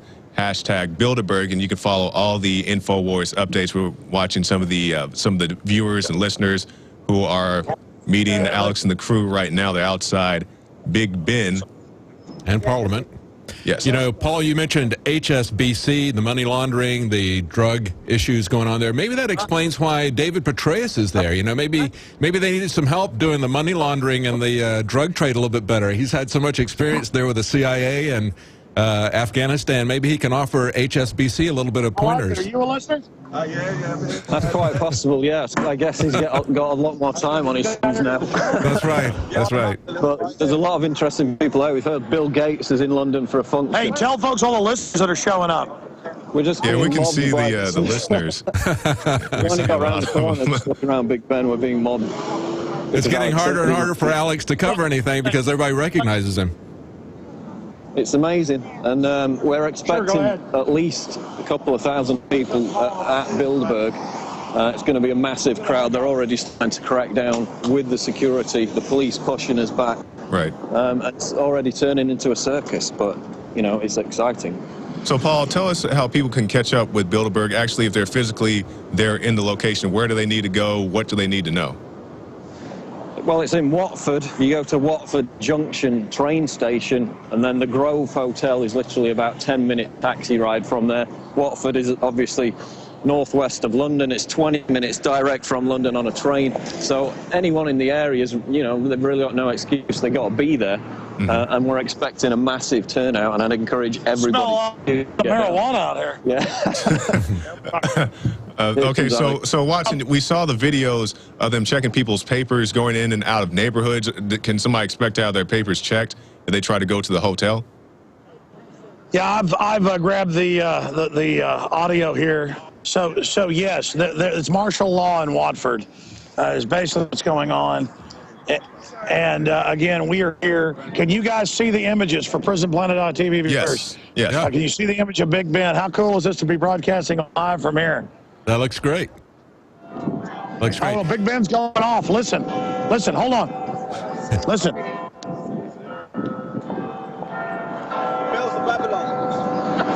Babylon. Can you hear it, guys? Yeah, we can hear it. Yep. Coming through good. You can hear it bonging? Oh, yeah, we can hear it. Wow. So what time of day is it out there, or night? It's like, what is it, 8 o'clock at night? What time is it? 8:45. Okay, so Right what time down can there's the people flames. expect, Alex, what time can people expect the festivities, or whatever you want to call it, to kick out over at Bilderberg? I mean, there's already a lot of protesters showing up, but tomorrow afternoon's when it all starts as we identify the real globalist threat. And I guess it bongs at 15 minutes till. Tomorrow is when you're really going to see a lot of pickup and activity there at Bilderberg. Is that correct? Because you were there Monday. They hadn't even cordoned off the rooms on Monday. And then yesterday, people really hadn't started to arrive. So I guess today they're starting to arrive. The police just showed up there today. We just got there early as an advance team. But you guys want to go to the other side of the bridge? Well, I appreciate you guys working so hard. We've got an amazing amount of videos that have already been uploaded. Hi, how you doing? Did you come down here, or were you already down here? No, I came to see you. Well, you're awesome. So just like an hour and a half ago, is all of you guys are on tape? You want to be on video? Sorry? If you don't want to be on video, that's okay. I won't show you. But, oh, look at this. A bunch of listeners. So you heard me an hour and a half ago say we were coming down by Big Ben and you're here. Yeah, all my mates are watching your show. They said come back. Well, that's fantastic. How many people in the UK are listening to the show? There's a lot. I've been on trains with like a third of the people that listen. That's crazy. Yeah, there's a lot, yeah. You think about the last 10 you were here? How many were there? No, this is like 10 times the last time I was here. So it just showed you the power. Yeah, people are waking up. Yeah, well, people can see you. It's crap, isn't it? Can we say death to the New World Order? All right, awesome. Well, it's a real pleasure meeting all you guys. Peace and another listener right there. I guess we're in the fading light here, but it's definitely nice. I tell you, Paul, this is crazy. It's a circus. You want to cross the street, or what do you want to do? Yeah, we could go down there. Jakari, David Knight, what do you guys got lined up for the nightly news? Let's cross here so we can. Is there a crossroad Well, for over the there? nightly news tonight at 7 p.m. Central, we'll have a contestant from the Operation Paul Revere contest. We'll be covering a lot of news such as this, the Wi-Fi in your house, tracking you, as well as any new Bilderberg updates that you guys have out of London. So it's going to be a good show tonight. I believe Rob Duke's going to do the interview. I'll do the news portion tonight at 7 p.m. Central. Also, I just want to point out that we've uploaded like 10 videos today. Because we're having the same phone to do the live broadcast, we haven't uploaded the BBC lady yet. But we shot that's the one that we really wanted to show. You guys gonna have that one ready? Absolutely. You'll have to dig through the videos we upload. Part of it's already up there, but where she was trying to. Oh, here we go. Hey, Watson, what's the word she used? She was trying to make me mad. Provoke me. She's like, it does not exist. Well, Alex, we may have some new listeners, so could you tell that story again? Well, it's just the BBC wanted to interview me, so I drove down there, and they're like, what are you talking about, conspiracy theories? There's no New World Order. She kept saying the same thing, and then after the camera turned off, she said, I was trying to provoke you. So it's just all like a big game. Keep the public in the dark, blah, blah, blah. But, I mean, we're not even trying to, like, be fancy pants reporters. We just are trying to keep people in the light here. We're just trying to get people informed and free. There's the London Eye. Yeah, we can see it there if you're watching on prisonplanet.tv, Infowars.com/B as in Bilderberg, also Infowars.com/show. Now, Alex, there's something I've been wanting to ask you since you got there. If I can ask you a quick question. What do the people think of your horrible British accent? Very well. Thanks for everything. Did you randomly come by or did you hear we were out here? Oh, you're listening. You want to be on tape or not? Nice to meet you. You want to say something on camera or not? No. Okay. Well, God bless you, sir. It's great to run with so many listeners. All the best. God bless you, ma'am. God bless you. Wonderful to meet you. Man, we are just running into tons of people out here, Jakari and David. How exciting is it? They don't want us to know that humanity's awakening, do they? No. And Alex, I asked you the question, what do the real British people think of your horrible British accent? I think they like it. But one guy on the train said he was a listener, but then when I did the whole room of the stool thing, he said, I think they ought to spend money to send you back. So did you ask them what they thought about Piers Morgan? Your Piers Morgan appearance? I'm telling you, we're running into a ton of listeners out here, Jakari. This is crazy. It's like being in Fight Club or something, man. I was talking to the cops off record, and it was like Fight Club. Like, I'm turning to the fat Tyler Durgan. I'm sorry, what were you guys saying? No, I was asking, did anybody have an opinion of your Piers Morgan experience? You've heard a ton of that. They said it was on every TV channel over here, yeah. Hey, buddy, what was your take of the Piers Morgan thing? Did you hear about that? Yeah, I saw that, yeah. What'd you think? I thought you tore him apart. He deserved everything that he got, and I don't think he could have done better. Did that come through, guys? Yeah, that's right. I don't know if you can hear. We're about to go out to break. So stay tuned, Infowars.com, Infowars.com/B as in Bilderberg, also prisonplanet.tv, and we'll be right back with more streaming from Alex Jones.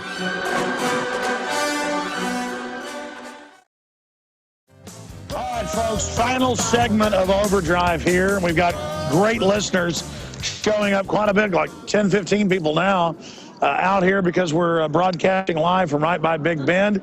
Talking to a lot of great people out here, and England and the UK is really waking up to the New World Order as we cover Bilderberg 2013. Very, very exciting, and just a lot of listeners out here, a lot of people that are awake to what's going on, and people are really waking up to the shadow government, and the fact that there are just hundreds of articles. It was like 50 articles yesterday, 20 the day before, 15 the day before, exponential coverage, and the fact that the BBC has to come here and try to spin it, the London Telegraph has to spin it, the International Business Times, Financial Times, they're all covering it.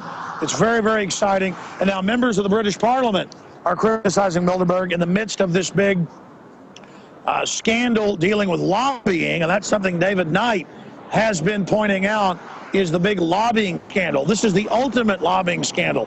And I keep repeating that because this information is key. So we'll continue to have live feeds tonight at Infowars.com/Bilderberg. People all over the world, just watch that space. They're all being archived there. Also at Infowars.com and on the YouTube channels. We've got a bunch of videos we haven't even had time to upload yet from today and tomorrow. The big event kicks off with all the globalists arriving. We need activists all around that multi-thousand-acre facility to catch all the limousines and people coming in. They've ordered the police to try to keep people away so they can't photograph the 20 to 50, it varies every year, globalists that arrive secretly who don't want to be photographed. So it's important that alternative, real grassroots media show up en masse to show what this would-be shadow government is up to. And I want to thank the listeners that have shown up, the media people to help us run camera here. Thank you very much. And just awesome to see all you out here. It's crazy. About an hour and a half ago, I mentioned I was going to drive over here, and we've had a lot of people come by, and it's very, very exciting. How you doing, sir? And countless people honking when they drove by. And also out there, it just shows people are awake, and you're the future out there. You're the leaders. You're aware of what's going on. So start your own podcast, start your own YouTube channel, start speaking out in your community, your own newsletter, your own newspaper. We are the people. We're the resistance. We're the media, and we've now identified the shadow government. We're going to force our elected governments who have been bought and paid for by these people to start responding to it. This is the beginning of the end of the globalist. Thank you so much for running camera for you. You're very, very sweet. You're awesome. Thank you. So that, without further ado, is the end of the main transmission. Jakari Jackson, David Knight, do you have any more points that you'd like to make? Well, tomorrow is when things are really going to pick up, as you were saying, because that's when the conference actually starts. You've been doing preliminary work and talking about the background of what's being set up there, the fences, that sort of thing, the identity checks, but it's tomorrow that it's really going to get started. So we're going to see a lot more happening tomorrow. Absolutely. And we're going to have more live feeds coming up tonight. And then before the show even starts, we're up like 6 hours ahead of you guys. So at 3 a.m. or so, live feeds start at Infowars.com/Bilderberg, and follow it on Twitter at Real Alex Jones. But whatever you do, obviously most of you can't be here because they've destroyed the economy. We can barely afford to come here. So most of you can just simply spread the word on Twitter, Facebook, Infowars.com, YouTube, everywhere else. But look at just part of the crowd that has shown up by me just an hour and a half ago mentioning I was going to come here. And we've had people walking by waving at their listeners. Truly, oh, look, diplomatic immunity, royal vehicle driving by right there above the law. The globalists are no longer above the law. The UN and Monsanto are no longer above the law. We, the people, demand justice, and we're taking our planet back. So great job, guys, and good luck there on the Nightly News. Tonight, the revolution against global tyranny will be televised, gentlemen. So take us away. I'm signing off now with final images here on the Thames in the UK in jolly old England. All right, that's Alex Jones on location out there at Bilderberg 2013. I'm Jakari Jackson along with David Knight. Check out the Infowars Nightly News tonight, 7 p.m. Central. Also go to Infowars.com/B. Visit GCNlive.com today.